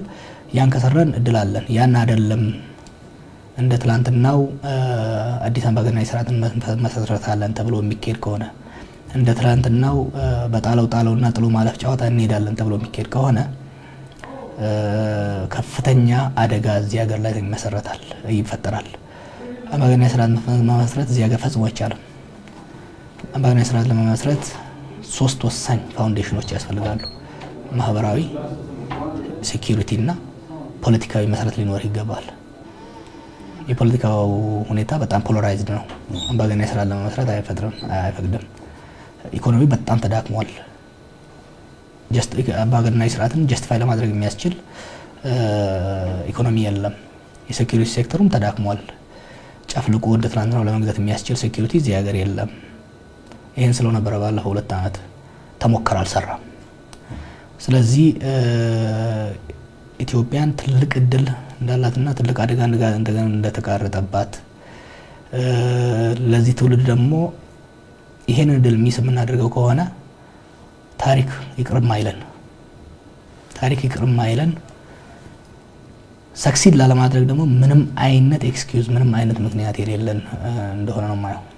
ግን እንደው አሁን የእናንተ ፓርቲ ካሸነፈ ነው እንደዚህ አይነት እድል ውስጥ ምናምን ወደ 2 ዓመት በነበረው እድል ውስጥ መልሰን እንከታታለን ሀገሪቷን ያልከውና አሁን ግን ብዙ ትተቻላችሁ። አሁን የእናንተ ኦፌኮ እንግዲህ የተቀላቀልከው ፓርቲ እሱ ላይ በደንብ እንሄዳለን። ግን በደንብ እየተንቀሳቀሰ ያለው እንግዲህ ምርጫ ቦርድንም ቢያስቆጣ እየተንቀሳቀሳችሁ ያላችሁ ኦሮሚያ ክልል ነው። ኦሮሚያ ክልል ብቻውን ብታሸንፉ ደግሞ መንግስት መመስረት የማትችሉበት አካሄድ ነው። እንዴት ነው እርስ በርስ አይጣረስም? እንግዲህ ያው እኛ የሀገራዊ ፓርቲ ብንሆንም ትልቁ እንቅስቃሴያችን በኦሮሚያ ውስጥ ነው። ከቤተ መጀመር መቻል አለብን። እንቅስቃሴ እያደረግን ያለው ከኦሮሚያ ውስጥ ነው። ኦሮሚያ ደግሞ ሁሌ እንደምለው ለኦሮሚያ የሆነ ነገር ለኢትዮጵያ ይሆናል፣ ለኢትዮጵያ የሆነ ነገር ለኦሮሚያ ይሆናል። አንዱ እሱ ነው። ኦሮሚያን በደንብ እያንቀሳቀስን ነው፣ እየገነባን ነው። ግን ገና በቅርቡ ነው የጀመርነው። በአብዛኛው እንቅስቃሴ ኦፌኮ እንደምታውቀው 23 ዓመታት በምስረታ ላይ ያለ ድርጅት ነው። አብዛኛውን ጊዜ ግን በእስር ቤት የቆየ ድርጅት ነው። አመራሩ በእስር ቤት የቆየ ድርጅቱ እንዳያድግ አመራሩን ብቻ ሳይሆን ከታች ያለውን መዋቅር በጣም በማዳከም በመግደል በማሰር ከሀገር በማሰደድ ስለቆዩ ድርጅቱን መልሶ የማጠናከር ስራ ነው እየተሰራ ያለው። ኢትዮጵያን ደግሞ ብቻችንን እናስተዳድር የሚል ፍላጎት የለንም እኛ። ኢንፋክት ኦሮሚያ ውስጥም ራሱ ከሌላ 2 ድርጅቶች ጋር ጥምረት ፈጥረናል። ብቻችንን ለኦሮሚያም ለኢትዮጵያም ብቻችንን ፍቱን የሆነ መድኃኒት አለን፣ ፈዋሽ መድኃኒት አለን የሚል እኛ ብቻ ነን የምንችለው የሚል ፍላጎትም የለንም። ለምታውቀው ፕሮፌሰርም የፖለቲካ ምሁር ናቸው። ሌሎቹ አብረው ያሉት በፖለቲካ ውስጥ ሰፊ ልምድ ያላቸው ናቸው። እኔም ከዛው ባክግራውንድ ስለምመጣ በጥምረት ነው የምናምነው። ከዚህ አንጻር በኦሮሚያ ላይ ከ3 ድርጅቶች ጋር ጥምረት መስርተናል። በፌዴራል ደረጃ ላይ ከብዙ ድርጅቶች ጋር ከሶማሌ ክልል፣ ከሲዳማ፣ ከደቡብ በተጨባጭ አሉ እነዚህ ሁሉ መስርተናል። ምርጫ ቦርድ አስገብተናል። ስማቸውን ያው ጊዜው ሲመጣ ታየዋለህ። ስለዚህ በሀገራዊ ደረጃ ጥምረት ፈጥረናል። ስለዚህ ድርጅቶቹ በየክልላቸው እንዲጠናከሩ እንዲያሸንፉ፣ በፌዴራል ደረጃ ደግሞ አብረን አሸንፈን የጥምረት መንግስት ለመመስረት ነው እየሰራን ያለ ነው እና ገና አሁን የጀመርነው እንቅስቃሴያችን ከአጋሮቻችን ጋር በስፋት የምንሰራ ይሆናል በሚቀጥሉት ወራቶች ውስጥ። እኔ እንደው አሁን ስለ ጥምረትም ስለ እንቅስቃሴያቸው ስንናገር እንግዲህ የምርጫ ቦርድ የምርጫ ቅስቀሳ ጊዜ ገደብ አለው። ከሱ ውጪ እናንተ አሁን በሰፊው እየተንቀሳቀሳችሁ ነው ማለት አሁን ምስራቁን ምናምን በደንብ አጠቃላችሁ። አሁን ደግሞ ከትንሽ ጊዜ በኋላ ደግሞ አረድ ፕሮግራም አላችሁ ደግሞ ወደ ሌላ ኦሮሚያ። ይሄ ገደብን መተላለፍ አይደለም? ሊሆን አይችልም። ደንብን መተላለፍ ሊሆን አይችልም። የተምታታ አመለካከት ነው ያለው። አንድ ፖለቲካ ድርጅት በ5 ዓመት ውስጥ ህጋዊ ፈቃድ እስካለው ድረስ በማንኛውም ጊዜና ቦታ ህዝብን የማወያየት ራሱን የማስተዋወቅ በአዳራሽ ይሁን በአደባባይ በትንሽ ሰዎች ይሁን በብዙ ማወያየት መብቱ ነው። በ5 ዓመት ውስጥ ለምሳሌ ምርጫው ተካሂዶ በማግስቱ ይሄን ማድረግ መጀመር ይችላል። እንቅስቃሴ የፖለቲካ ፓርቲ እንቅስቃሴ የሚታገተው ለ3 ለ4 ቀን ብቻ ነው። ምንም እንቅስቃሴ የሚከለከልበት 3 ነች 4 ቀን አለች ሊደርስ ይችላል። ከዛ ውጪ ገንዘቡ ካለህ አቅሙ ካለህ ማደራጀት፣ መቀስቀስ፣ ማነሳሳት ትችላለህ። ህጉ እኮ ክሊርሊ የተቀመጠ ነው። ጊዜ አለው። ልክ ምርጫ ቦርድ ያስቀመጠው ይሄ ልክ አይደለም ነው ወይስ? ይሄ 3ቱ ፖለቲካ ድርጅቶች እጩዎቻቸውን ለእጩዎች ነው እጩዎቻቸውን አስመዝግበው እጩዎቻቸው በምርጫ ቦርድ ቬት ተደርገው ያቺ 3 ወር በምርጫ ቦርድ ድጋፍ በተለያዩ ተቋማት ድጋፍ ለምሳሌ በዛ 3 ወር ውስጥ የቱ ላይ እንደረጉ አላውቅም እንጂ ለምሳሌ በስራ ላይ ያሉ ሰዎች ከስራ ወጥተው መንቀሳቀስ የሚችሉበት የተለያዩ ጥቅማ ጥቅሞችና መብቶች ስፔሻል ፕሪቪሌጅ የሚሰጥበት ነው። 3ቱ ስፔሻል ፕሪቪሌጅ ለፖለቲካል ድርጅቶቹና በተለይ ደግሞ ለተፎካካሪ እጩዎቹ የሚሰጥበት ነው ያ 3 ወር። እንጂ በዛ በ5 ዓመት ውስጥ ድርጅትን የማጠናከር አንዳንዴ በተለይ ከገዢው ፓርቲ ሲነሳ ያስቁኛል። በየወሩ አይደለም የድርጅት ኮንፈረንስ እየተባለ የ20 ቀን ትሬኒንግ እየተባለ የግንቦት 20 ምናምን እየተባለ ሲቀውጡ አይደል የሚኖሩ። ግን ነው እሱ ሳይሆን እንደው አቶ ጀዋር ምልህ ብልጽግና ነው የምትለኝ ይመስለኛል ካሳሳትኩኝ። ገዢው ፓርቲ አይደለ ምትለው? እሺ ኢህአዴግ ልትል ፈልጋለህ? ለምሳሌ እነሱ ስለጣሱት እናንተ መጣስ ያ ነው? አልጣሱትም ነው እያልኩ ያለሁት። አልጣሱም። ፖለቲካ ድርጅት ህዝብን የሚያንቀሳቅሰው ህዝብን የሚያሰልፈው ህዝብን የሚቀሳቀሰው ያቺ 3 ወር ብቻ ካደረገ ከሆነ በ5 ዓመቱ ምን ይስራ? በ3 ወር ውስጥ ምን የተለየ ታደርጋለህ? ልክ እንዲህ ነው። በ3 ወር ድጋፍ ነው እኮ የሚሰጠው። ለምሳሌ ሰራተኛ ከሆንክ ከስራ ሳትባረር ከስራ ወጥተህ ፍቃድ ይሰጥ ኦልሬዲ ሬጂስተርድ ካንዲዴት በመሆንህ ስፔሻል ፕሪቪሌጅ አለ። ለምሳሌ በዛ በ5 ዓመት ውስጥ በራስ ላይ ወስነህ ነው የምታደርገው። በዛ 3 ዓመቱ በዛ በ3 ወር ውስጥ ግን የመንግስት ሚዲያ አጠቃቀም የተለያዩ ላንተ ለዛ ለእጩም ለፓርቲው የሚሰጥበት ስፔሻል ፕሪቪሌጅ ስፔሻል ሲዝን ነው እሱ እንጂ በ5 ዓመት ውስጥ 3 ወራት 3 ነው መሰለኝ 3 ወራት ስፔሻል የሆነ ድጋፍ፣ ትብብር፣ ጥበቃ ምናምን የሚደረግልህ ጊዜ ነው። በዛ በ5 ዓመት ውስጥ ህዝብን ማንቀሳቀስ፣ ማነጋገር፣ አባል መመልመል፣ ማደራጀት፣ ያንተን ባላንጣ መንቀፍ መብትህ ነው። ይህን ስታደርግ ደግሞ የህዝብ ተቋማትን መጠቀም ትችላለህ። ስቴዲየሞችን የህዝብ የሆኑ የመንግስት አይደሉም፣ ነገራችን ላይ የህዝብ ነው፣ ፐብሊክ ናቸው፣ መጠቀም ትችላለህ። ፖሊስ ደግሞ ልክ እንደ ማንኛውም ለምሳሌ ሰልፍ መጥራት የፖለቲካ ድርጅት በ5 ዓመት ውስጥ ሰልፍ መጥራት ይችላል አይችልም? ይችላል። ያው እኮ ነው። ሰልፍ መጥራት ይችላል፣ ስብሰባ መጥራት ይችላል፣ ወርክሾፕ ማድረግ ይችላል፣ የተለያዩ ነገሮችን መስራት ይችላል። በዛ በ5 ዓመት ውስጥ ምንም አይነት ገደብ የለም። ያቺ 3 ወሯ ስፔሻል ፕሪቪሌጅ በተለይ ከእጩዎች ጋር ተያይዞ የሚደረግ ስፔሻል አክሰስ ለመንግስት ተቋማት የሚሰጥበት ጊዜ ነው። በጣም እንግዲህ እችን ጥያቄ ሁሌ እጠይቅሃለሁ ብዬ ዛሬ አስታውስኳት። ለልጅህ ማውረስ የምትፈልገው ልዩ ታሪክ አለ? ደግሞ ከልጅ ከጨመርክ ነው ለልጆቼ ይሆናል። እንዳትረሳ፣ ዘንድሮ ሁሉም ነገር አየር ላይ ነው፣ ያዩታል። አባቴ የተቻለውን ሞክሯል። በጣም እንዲመጻደቅብኛ እንዲኮራብኝ አልፈልግም። ግን አባቴ ያሰበውን ያለመውን ለማሳካት ሌት ተቀን ጥሯል፣ ሞክሯል። የኔን ፈለግ ተከትሎ ፖለቲከኛ እንዲሆን አልፈልግም። የኔ አጨብጫቢም እንዲሆን አልፈልግም። የኔን አይዲዮሎጂም እንዲከተል አልፈልግም። አባቴ ግን ባመነበት መስመር ላይ ዝም ብሎ ቁጭ ብሎ ጊዜውን አላባከንም። በወሬ ጊዜውን አላጠፋም። ከልጅነቱ ከትምህርት ቤቱ ጀምሮ እስከ ህይወት ፍጻሜው ላለመበት ዓላማ ላሰበው ዓላማ ሞክሯል። እሱን አይቶ ልጄም ደግሞ በመረጠው ፊልድ በመለጠው ዓላማ ላይ ከኔ አንድ ነገር እንዲወርስ የምፈልገው ላሰበው ዓላማ ላስቀምጠው ዓላማ ሜዲሲን ይግባ ምንም ይግባ ምን ሙዚቀኛ ይሁን አርቲስት አይ ዶንት ኬር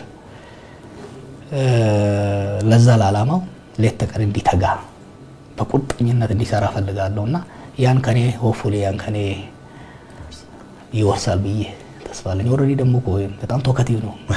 እኔ ግን ስሙን ኦሮሞ ነው ያልከው። ሰምተህ ታውቃለህ? ሌላ ኦሮሚያ ክልል ላይ ኦሮሞ የሚባል ስም እኔ መጀመሪያ ይስማል።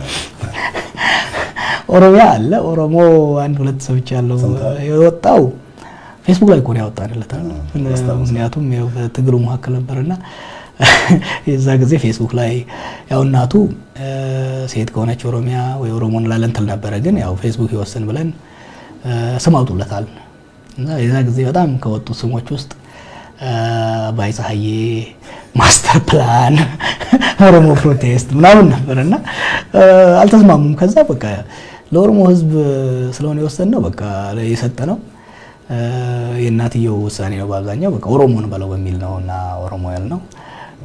አሁን አንዳንዴ ኮንፊውዝ የሚሆን ይመስለኛል ራሱንም ህዝቡንም እናንተ ስለሚል ግን ደስተኛ ህፃን ነው። መጽሐፍ ጽፋን እንዴ? ድራፍቶች ሰርቻለሁ። አንዱ ስለዚህ ለመጣ ስል ከ2 ዓመት በኋላ እቺን ሽግግር ደግፌ ወደ ትምህርት ቤት መመለስ ፈልጋለሁ። ድራፍቶች ጽፌያለሁ። የራሴን ህይወት ሂደትም ደግሞ አንዳንድ የፖለቲካ አመለካከቶችን ድራፍት 3 ድራፍቶች አሉኝ። ግን ጥሩ መጽሐፍ እንዲወጣ ስለምፈልግ ዝም ብዬ ገረፍ አድርጌ ላወጣው አልፈልኩም። የነበረኝ ህልም ወደ ዩኒቨርሲቲ መለስና የፒኤችዲ ቲሲስ አድርጌው ሰብስታንቲቭ በሆነ መልኩ ለሚቀጥለው ትውልድ በደንብ ሬፈረንስ ሆኖ በደንብ ጠለቅ ብሎ በሌሎች ቲዮሬቲካል እውቀትም ጠንካራ አድርጌው በጠንካራ ምሁራን ስርም እንትን ያልኩት አንዱ ስለ ሴኩላሪዝም ላይ የማህበረሰብ ሃይማኖትና መንግስት ሪሌሽንሺፕ ላይ ነው ትንሽ ጫርጫር ያደረገ የነበረው። ሌላው ስለ በተለይ ዳይቨርሲቲ ማኔጅመንት ላይ ኖቶች አሉኝ በድራፍት የተበጫጨቁ። ሌላው በራሴ ባዮግራፊ እና እንዴት ነገሮችን ሳይ እንደመጣው ያው በዩኒቨርሲቲ ውስጥ ጨርሳለሁ የሚል ግምት ነበረኝ። አልተቻለም። አሁን አንዳንዴ ለሰዎች ልስጣቸው እንዳይጨርሱ እንደላለው ግን ሰው የሚሰራው ስራ እንደ ራስ ስራ አይሆንም። በተለይ መጽሐፍ ደግሞ በደንብ ቁጭ ብዬ ተረጋግቼ ሳልረበሽ ማስቀመጥ እና በደንብ ኤዲት ላደርገው ፈልጋለሁ። ጊዜው አልተገኘም፣ ግን እስቲ ሞክራለሁ። በጣም አሪፍ። እንደ አንድ ደሃ የአማራ አርሶ አደር ለአንተ እንዴት ትመዝነዋለህ? እንደ ማንኛውም ደሃ የኦሮሞ ገበሬ። ስለዚህ አንድ የአማራ ጎረምሳና አንድ የኦሮሞ ጎረምሳ አንተ ልብ ውስጥ ሚዛናቸው እኩል ነው? ምንም ልዩነት የላቸውም። ሁለቱም በአንድ የፖለቲካ ምህዳር ውስጥ ያሉ የፖለቲካ ፎርሙላውን ካስተካከልንላቸው ሀገር ሊገነቡ የሚችሉ ወጠምሻዎች መሆናቸውን፣ የፖለቲካ ምህዳሩን ካበላሽናቸው ግን ራሳቸውንም ሀገርንም ሊያጠፉ የሚችሉ ትኩስ ኃይል። በአፋን ኦሮሞ ተረት አለ ወጣት የሚገለጽበት ለፋዱፋ ነፋጩፋ ይባላል። ለፋዱፋ ማለት እያደገ ያለ ከመሬት ሰውነቱም ድፍን፣ ጉልበቱ ድፍን፣ አይምሮ በጣም ፈርታይል የሆነ ነው። ስለዚህ ለዛ ነው ለዚህ ሀገር መስራት የምፈልገው ፖለቲካውን ማስተካከል ነው። ስራው ይሰራል። ብዙ ጊዜ እዚህ ሀገር ልክ እኛ ዩኒክ የሆን የተለየን ሌላ ሀገሮች እኛ ያለንን ችግርና ስፋት የሌላቸው ያስመስላቸው ያሉ። እኔ ብዙ ሀገር ሄጃለሁ። ብዙ በማት ሀገር ሄጃለሁ። በጣም በጦርነት በጣም የተጎዱ እንደነ ስሪላንካ ሀገር ጦርነትን አቮይድ አድርገው ሪሌቲቭሊ ሰስቴናብል የሆነ ዴቨሎፕመንት ያመጡት እንደ ኮሪያ፣ ማሌዥያዎችን አይቻለሁ። ላቲን አሜሪካ ሀገሮችን አይቻለሁ። እና ከዛ አንፃር ሁሉ ነገር የሚለየው ሪሊ ፖለቲካውን እንዴት ማኔጅ እንደምታደርገው ነው። ኢንዶኔዥያ እና ማሌዥያ ጎን ለጎን ብታይ ኦልሞስት ተመሳሳይ ማህበረሰብ፣ አንዱ ግን በሚገርም መልኩ ባህሉንና ምኑን ሳይለውጥ ሞደርኒቲ ኢኮኖሚክ ግሮዝ ያመጣ፣ አንዱ ግን ምስቅልቅሉ የወጣበት እንታያለ። ላቲን አሜሪካ ውስጥ ሜክሲኮ እና ኩባ እንታያለ። እና ያለው ኮመን ፋክተሩ ፖለቲካውን ማኔጅ ማድረግ ነው። ፖለቲካውን ማኔጅ ማድረግ ከቻልክ ወጣቱ ጋራን የሚንድ ነው። ያ ወጣት ጋራን ንዶ መሰረተ ልማት እንዲገነባ ወይ ደግሞ ጋራ ገብቶ ሀገርን በጦርነት እንዲያፈርስ ማድረግ ትችላለህ። ከሁለቱ አንዱ ማለት ነው። ስለዚህ የፖለቲካ ሊቃን የሀገሪቷ ሊቃን ኃላፊነት ወጣቱ ወደ ጦርነት የሚጋብዝ ሳይሆን ሀገር ወደ መገንባት የሚያደርግለትን የፖለቲካ ፎርሙላ ማምጣት ነው። ለዚህ ነው የአንድ ግለሰብ የአንድ ቡድን ትምህርት ቤት እያለሁ ዩኒቨርሲቲ እንደገባው ዩኒቨርሲቲ እንግዲህ በጣም የመጀመሪያ 2-3 ዓመት በጣም ጣፋጭ ትምህርት ነው ተማረውና ብልጭ ይልሃል። በቃ ሁሉን ነገር ያወቅ አዲስ ሀሳብ ያገኘ ይመስላል እና በቃ ከዛ ውጪ ያለ ሀሳብ በሙሉ የተሳሳተና በዚህ ሁሉም ሰው አንተ የምትለውን ቢቀበል ዓለም በቃ ጉደኛ እንደምትሆን ይመስልሃል። ስታነብ ግን ካንተ በፊት አንደኛ ያን ሀሳብ ሰው አይቶት ሞክሮትን አንዳንዱ እንዳልተሳካ ትረዳለህ። እና ለዛ ነው ለዚህ ወጣት አማራ ይሁን ኦሮሞ የፖለቲካ ልዩነቶች አሉ። የአማራና የኦሮሞ እንደኔ አሁን ባለፈው ሲታችሁ ነበረ። አማራና ኦሮሞ እንደ ብሔር ብቻ አይደለም መታየት ያለበት፣ እንደ ፖለቲካል ኮሚኒቲ መታየት መቻል አለበት። እና የፖለቲካ በሁለቱ የአማራና ኦሮሞ ፖለቲካ ሊቃን መካከል በድርድር በውይይት ሁለቱም ማህበረሰብ አንዱን የበላይ አንዱን የበታች የማያደርግ አንዱን ገፍቶ አንዱን ተገፊ የማያደርግ ከዚህ በፊት የነበረውን ታሪክ የማያስደግም የማይክድ ስምምነትን ሊፈጥር የሚችል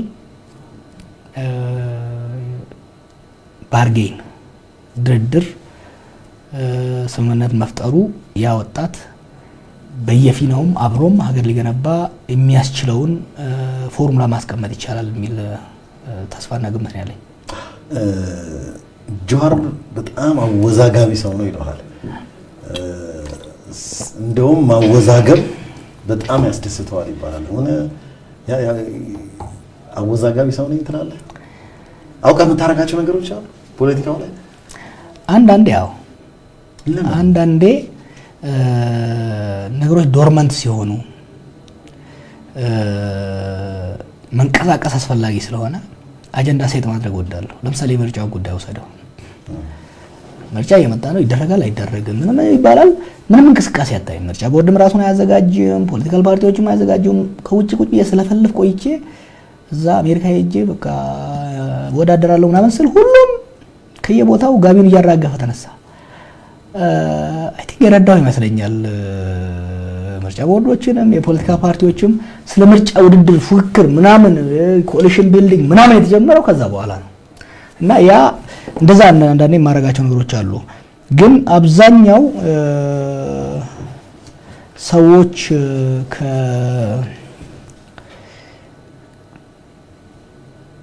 በጣም ሪሞት ከሆነ አካባቢ ወጥቼ በከፍተኛ ፍጥነት የፖለቲካ ምህዳሩን ሰንጥቄ የገባሁና ዶሚኔት ያደረኩ ሰው ከመሆነ የተነሳ ያለኝን አቅምና እንትንም በጣም አጋኖ የማየት ሁኔታ አለ። ብዙም የተረዱኝ አይመስለኝም ብዙ ነገሮች። እንዴት እንዲረዱህ ትፈልጋለህ? እስቲ አንደኛ የሰራሁትን ስራ ወደ ኋላ ተመልሶ ሰው ማየት መቻል አለበት። ሎክ ቅድም እንዳልኩ እኔ ምስጋና አልፈልግም፣ ግን እዚህ ሀገር አይቻልም የተባለ ነገር እኮ ነው ያስደረግነው። ከባልደረቦቻችን ጋር ዲሲ ሚኒሶታ ቁጭ ብለን የነበሩትን ክርክር አንዳንዴ ወደ ኋላ ተመልሼ ያያለሁ። እንደሄድኩ አመራሮች ሰብስቤ 2005 እንደ ኢሮፓውያን አቆጣጠር በ2020 15 ዓመት በኋላ የኢህአዴግን ስርዓት መገርሰስ አለብን የሚል ፕሬዘንቴሽን ሳቀርብ አንተ 15 ዓመት በሙሉ በእነኚህ ስርዓት በቃ አንተ ነው ኦፒዲዮ ነው እዚህ ሀገር የላከ ተባልኩ። ቆይ አይዟችሁ 15 ዓመት ፕላን እናድርግና በደንብ ከሰራን ከዛ ወዲህ ልንጥላቸው እንችላለን፣ ግን ያቺን 2020 መብለጥ የለባቸውም ለዚህ ፕላን እናድርግ ስል ተሳቀብኝ። ነው ትዝ ካለኝ ስለ ሰላማዊ ትግል ዩኒቨርሲቲ እያለሁ ነው ማጥናት የጀመርኩት። እዛ ዲሲ ኢንተርንሺፕ ዩ ስትሪት እየዞርኩ መጽሐፍ 2010 ላይ ምትአስተምሰ መጽሐፍ አከፋፍል ነበር ሰላማዊ ትግል እና የዛ ጊዜ በተለይ እዚህ 2005 ምርጫ ላይ ተሳትፈው ተስፋ ቆርጦ የመጡ ሰዎች ከታት የሚሉበት ጊዜ ነበር ስለ ጦርነትና እኔ ደግሞ ጦርነት ውስጥም ስለቆየው ስለማውቀውም maybe ይችላል ሞክር የሚል ነገር ስል ይሄ እኮ ሰላማዊ ትግል የሚሰራው በጣም ለሰለጠነ ሀገር ነው እንጂ አሁን ስለ ህንድ እንዴት ነገር ህንድ እኮ በሰለጠነ እንግሊዝ ነበር ስተዳደረ የነበረው ይሄ አውሬ የሆነ የወያኔ ስርዓት ሲሉ ቆይ እንግሊዞችንም ብታያቸው ኖሮ እዛ ጊዜ ሲያደርጉ የነበሩት አይለይም እያልኩ ትጋፋ ነበርና የአይስራም የተባለው የሰላማዊ ትግል ከቄሮ ጋር በመሆን ወደ ሰላም መስራታችን በዛ ጊዜ አሁን ልክ አሁን የሚደርስብኝ ትችት በአብዛኛው በኦሮሞ ላይ ፎከስ አድርጌ ሳድራይ ስለነበረ አንደኛ ኦሮሞ ብቻውን ስርዓቱን መጣል አይችልም የሚል ትችት ይመጣ ነበር። ሁለተኛ እነዚህ ሰዎች በቃ ሌላ ወያኔ ነው የሚሆኑት የሚል ነገር ይመጣ ነበር። ግን እኔ ስርዓቱን ጣል ነው። ሁለተኛ ዛሬ የምታየው ሁሉም ሰው በፊናው የሚሳተፍበትን የፖለቲካ ምህዳር መፍጠር ተችሏል። አትሊስት ስናገር የነበራቸውና የሰራሁትን አመዛዝኖ ማየት ሁሉን ነገር አውቃለሁ ማለት አይደለም። ግን ከእድገቴ፣ ከትምህርቴ፣ ከኢንተርናሽናል ኤክስፖዠር እቺን ሀገር እረዳለሁ። ለውጥ እንዴት እንደሚመጣ እረዳለሁ። የራሴን ሀሳብ ለማስረዳት ዝግጁ ነኝ፣ እሞክራለሁ። የሌሎችን ለመረዳት ደግሞ አዳምጣለሁ። ስለዚህ እኔ ሰዎችን ለማስደሰት ጊዜ አላጠፋም። እንዲረዱኝ እንደው ጠብር ግፍ ብዬ ለለማመጥም አልፈልግም። ያልሆንኩት ደግሞ ራሴን ፖሊሽ አድርጌ በጣም ጥሩ ሰው ነኝ በጣም እንደዚህ ሰው ሊረዳህማ ይገባል። ኖ ታገለግላል። አዎ፣ ግን ስለማስረዳት you don't want to get out of your way ከሚረዳ ሰው ጋር መስራት መቻል አለብህ እንጂ ሲቪሊያኑን ነው ያልኩት። ሲቪሊያኑ ይረዳኛል፣ ሌላው ግን በሂደት ይረዳኛል።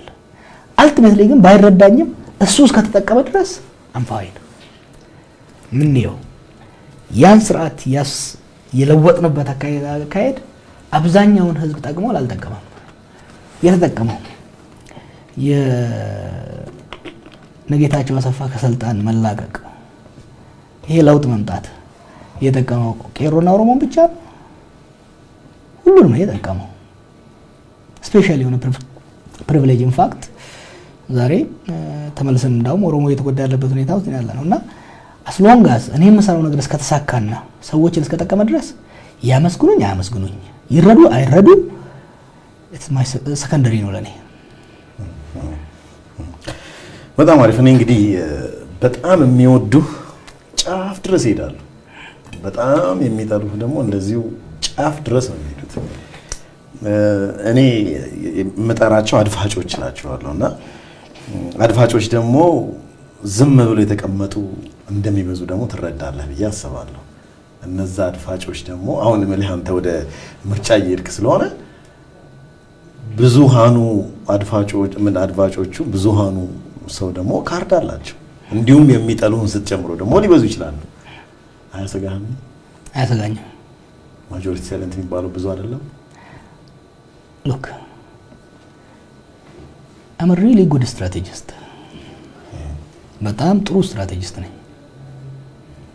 በደንብ አጥንቻለሁ እቺን ሀገር፣ የሌሎች ሀገሮችን ማጥንቻለሁ። የጫወታውን ህግጋት መስመሯን በደንብ እረዳታለሁ። ምርጫውን ለማሸነፍ የሚያስችለን ስትራቴጂ ነድፈናል።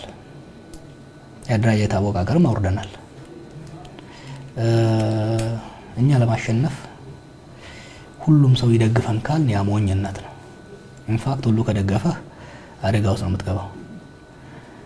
አንተ የምትለውን አድፋጮች ለማሸነፍና ለእኛ ድምፅ እንዲሰጡን ስትራቴጂ ያለን፣ እድል ስጡን፣ አዳምጡን። ባለፉት 10-15 ዓመታት እኔም ሆንኩ ሌሎች የሰሩትን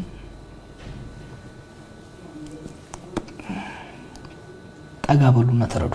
እሱን እድል እየፈጠርክ ነው ግጆ? ያ ኦፍ ኮርስ መቼም እዚህ ሀገር ኖሮ ባለፉት 5-6 ዓመታት የሰራነውን ስራ ወይ የኔ ስርዓት አይወድቅም ተብሎ እኮ ተስፋ የተቆረጠበት ሁኔታ ነው። ትልቅ ጠመንጃ ሳይኖረን ሀገር ሳናፈርስ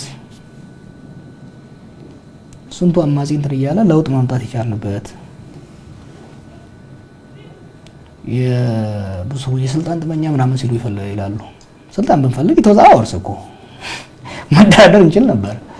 አሳልፈን ግን ለሀገር የሚጠቅመው እኛ ሪቮሉሽነሪ የሆነውና ሃርላይን የነበረው የኢህአዴግ ስራ ሳይሆን በመሀከል ላይ አብሬጅ የሆኑ ሰዎች ለማናገዱ ወደፊት ቢመጡ ይሻላል ብለን ይሄን ነው ወኩዳ አብዳኔት ይሄን ሁሉ ሰው ይየው እድል ይስጡና ያዳምጡ። ኮንቪንስ ካደረጉናቸው ይምረጡን፣ ካልሆኑ ኮንቪንስ ለሚያደርጋቸው ይምረጡ። ከመምረጥና ከመምረጥ ግን አትቆጠቡ ነው የምላቸው። የእኛን ባላንጣ መረጠ እኛን መረጠ ዳዝም ማተር። እዚህ ሀገር ውስጥ መንግስት በህዝብ እንዲመረጥ ህዝባዊ መንግስት ማለት በህዝብ የተመረጠ መንግስት ነው። በሺዎች መስዋዕትነት አድርገዋል። በሺዎች ፋይናሊ ይሄን እድል አግኝተናል። አንደኛ ለመምረጥና ለመመረጥ ተዘጋጁ። ዳዝም ማተሮች ፓርቲ ሪሊ እኔ ትልቁ የኔ ኢንትረስት ፕሮሰሱ ነው። የዚህ ሀገር ዜጎች መንግስት ለመጀመሪያ ጊዜ መምረጥ መቻል አለባቸው። ማንንም ይምረጡ። ቅድም እንዳልኩ አልቲሜትሊ መስከረም ላይ የአንድ ፓርቲ መንግስት አይኖርም፣ አዲስ መንግስት ይኖራል። ይሄንን ሰዎች ማወቅ አለባቸው። አዲስ መንግስት ነው የሚኖረው። ያ መንግስት ግን ከዚህ በፊት እንደምናውቀው እንደ ኃይለ ሥላሴ እንደ ደርግ እንደነመለስ ዘመን በአንድ ግለሰብ ፈላጭ ቆራጭነት በአንድ ፓርቲ አይኖርም። እሱ አልቋል። እሱ ከእንግዲህ ኢትዮጵያስ ፖለቲክስ will be a politics of compromise። ይሄ ድርድር ሜሲ የሆነ ነው የሚሆነው፣ ኬኦቲክ ነው የሚሆነው። አሁን እንደምናየው መንግስት ተረጋግቶ የሚሄድበት ሳይሆን መውጣት መውረድ ምናምን ኮalition ይፈጠራል፣ ይፈርሳል፣ እንዲህ አይነት ነገር ይቀጥላል። ግን ጥሩ ነው ለሀገር ለአንድ 5 ዓመት 10 ዓመት ሊሆን ይችላል። ከዛ በኋላ ግን ፎርሙላውን እናገኘዋለን እና ለሳይለንት ማጆሪቲው መመከር ፈልገው አንደኛ አምባገነናዊ ቴንደንሲ በገዢው ፓርቲ ላይ እየመጣ ስለሆነ እሱ መገሰጽ መቻል አለባቸው። ሁለተኛ ንቁ ተሳትፎ ያስፈልጋቸዋል። ሚዲያን መከታተል፣ መተቸት፣ መደገፍ፣ ለመመረጥ መዘጋጀት አለባቸው። ካድሬ ብቻ ሀገር የሚያስተዳድርበት ምክንያት ምንድን ነው? የሜዲካል ዶክተር ሆኖ የዚህ ሀገር ሆስፒታሎችና የዚህ ሀገር የጤና ፊልድ በካድሬ የሚተዳደርበት ምክንያት አይታየኝም። የካድሬ ስርዓት፣ የካድሬ አስተዳደር፣ የካድሬ ውሳኔ የሚያንገሸግሸው ዶክተር ጋዋኑን ለብሶ ወደ ምርጫ ወቅቶ ተመርጦ ወደ ማስተካከል መግባት መቻል አለበት። እዚህ ሀገር ማስተዳደር የሚፈልግ የአስተዳደራዊ በደል ያንገሸገሸው ሰው ለመመረጥ መዘጋጀት አለበት። ለመመረጥ ፓርላማ ብቻ አይደለም።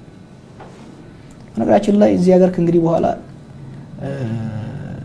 ፓላስ የተቀመጠው ሰውዬ ብቻ የሚወስንበት ዘመንም የለም። ፓርላማው እንደ ድሮ እንቅልፋም አይሆንም። ፓርላማው ብዙ ነገሮችን ይሰራል። አንድ ፓርላሜንታሪያን ብዙ ነገሮችን ሼፕ ሊያደርግ ይችላል። እዚህ ሀገር የክልል ምክር ቤቶች፣ የከተማ ምክር ቤቶች ከዚህኛው ምርጫ ቀጥሎ የወረዳና የቀበሌ ምርጫ ይኖረናል። ተመረጥ፣ ሰው ለመመረጥ ይዘጋጅ። ቀበሌ የሚሉት አሁንም አለ እንዴ? አለ።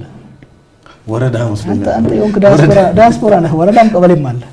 በሁለቱም ደረጃ ምክር ቤት ይመረጣል። 3 ደረጃ ነው መንግስት ያለው እዚህ ሀገር። የፌደራል መንግስት አለ፣ የክልል መንግስትና ሎካል የምንለው መንግስት፣ የወረዳና የቀበሌ አለ። እና በዛ ውስጥም በዚህ ምርጫ እሱን አያደርጉትም። ከአንድ ዓመት በኋላ ነው የሚያደርጉት።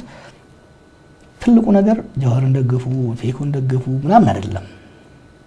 እኛ ድጋፍ አለን፣ ችግር የለውም፣ ይበቃናል። የድርሻችንን አናጣም።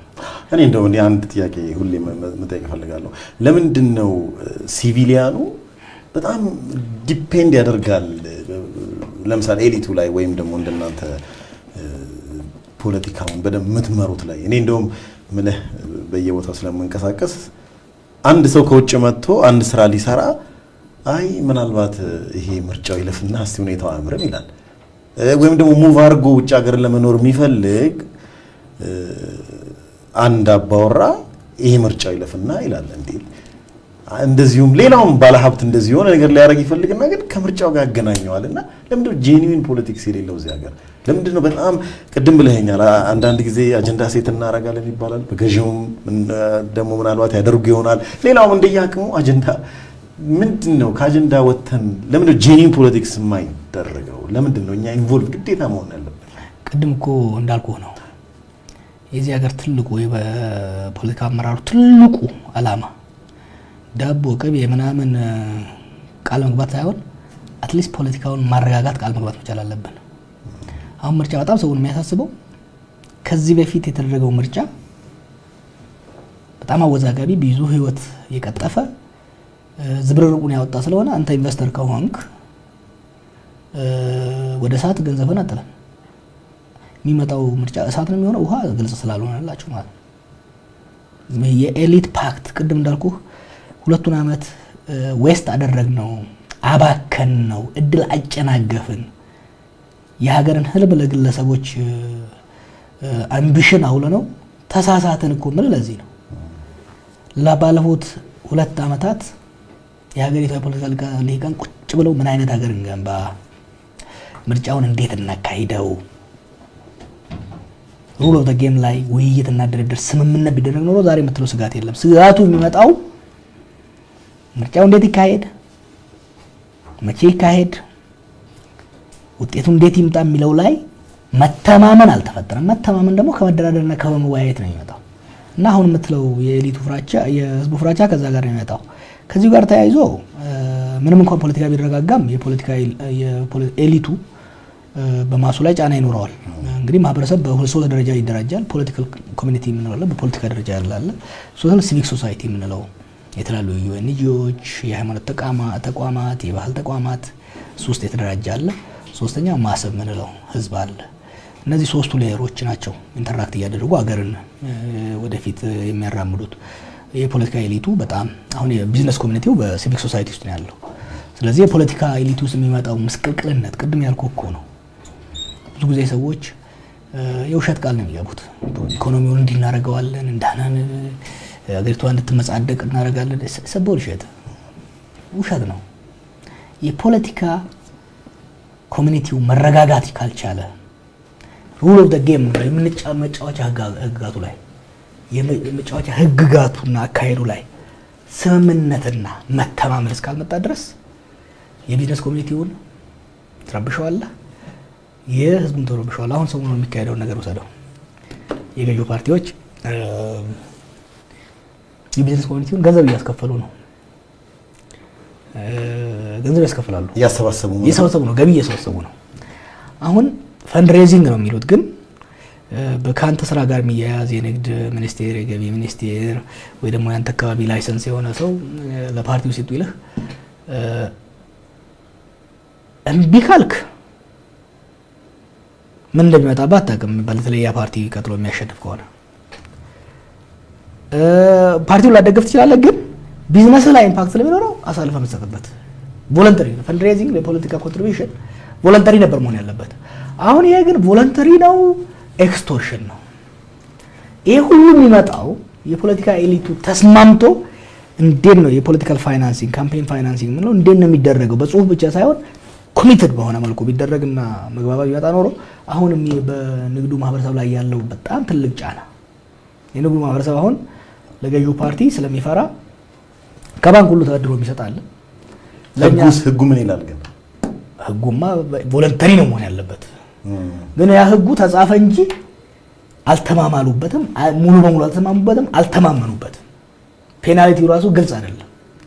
ከዚህ አንጻር እንዲህ አይነት የካምፔን ፋይናንሲንግ ኢሹ፣ የንግዱ ማህበረሰብ ሚና፣ የሴኩሪቲ ሴክተሩ ሚና፣ የሃይማኖት ተቋማት ሚና ላይ እነዚህ በሙሉ አንዳንድ ቦታ ናሽናል ዳያሎግ ይላቸዋል፣ ብሔራዊ ውይይት የሚባል ነገር አለ። እሱ ካለመደረጉ የተነሳ የፖለቲካ ማዕከል ሊቃኑ ሽኩቻ በንግዱ ማህበረሰብ ላይ በጣም ዲተርመንታል የሆነ ጫና አለው። ከዛም አልፎ በተለያየ የማህበረሰብ ክፍል ላይ ይኖረዋል ማለት ነው። እንግዲህ ከብዙ አካላቶች ጋር ያገናኘዋል አንተ። እንግዲህ ሶሪ ይሄንን ስል ግን ከብዛት ከጥፋት ኃይሎች ጋር ነው አንተ የሚያገናኘው። ብዙ ጊዜ የሆነ ጥፋት ሲሆን ይሄ ጀዋር እጅ የሚባል ነገር አለ። ቅድም ብለኸኛል እንግዲህ ያንን እንትን ለማለት አዳምጡኝ፣ ድሮ የሰራሁትን ተመልከቱ ብለሃል። ግን ዋነኛው ግን ከህወሓት ጋር ነው የሚያገናኘው። እንደውም በጣም ቅርብ ጊዜ አንደኛው እንግዲህ የኦፌኮ አባል የሆኑት ያንተ የስራ ባልደረባክ ህወሓት ባለውለታችን ነው የሚል ንግግር ተናግረዋልና ይሄ በጣም የሚጋጭ ነው። ብዙ ሰውንም አስቆጥቷል። እውነት ነው? ማን ነው እንደዛ ያለው? እንግዲህ ሪከርድ ላይ ስላለ እንደዛ ብለዋል። አልሰማሁትም። እኔ ከህወሓት ጋር አንዳንዴ ይገርመኛል። የዛሬ 3 ዓመት ህወሓት ዶክመንተሪ የተሰራብኝ ነበረ። ትዝ ይላል። እና ኃይለማርያም ገንዘብ ከግብጽ በጆንያ ወስዶ ምናምን እያሉ በሽብር ተከስሼ ምናምን። ከዛ ደግሞ አሁን ተገልብጦ የህወሓት ጀለስ ምክንያቱም ምናልባት ቋን ወዳጅ ከህወሓት ጋር ምንም እኮ ድብብቅ የለም። ከህወሓት ጋር ህወሓትና የኦሮሞ ህዝብ ህወሓትና የኦሮሞ ታጋዮች ጠላት ነበር። ይህ ነው የማይባል ሰቆቃ ደርሶብናል። በህወሓት ኢህአዴግ አስተዳደር ታግለናል፣ አሸንፈናቸዋል። ከዛ ተደራድረን ጎልደን ፓራሹት ወስደው እኛ ፍትህ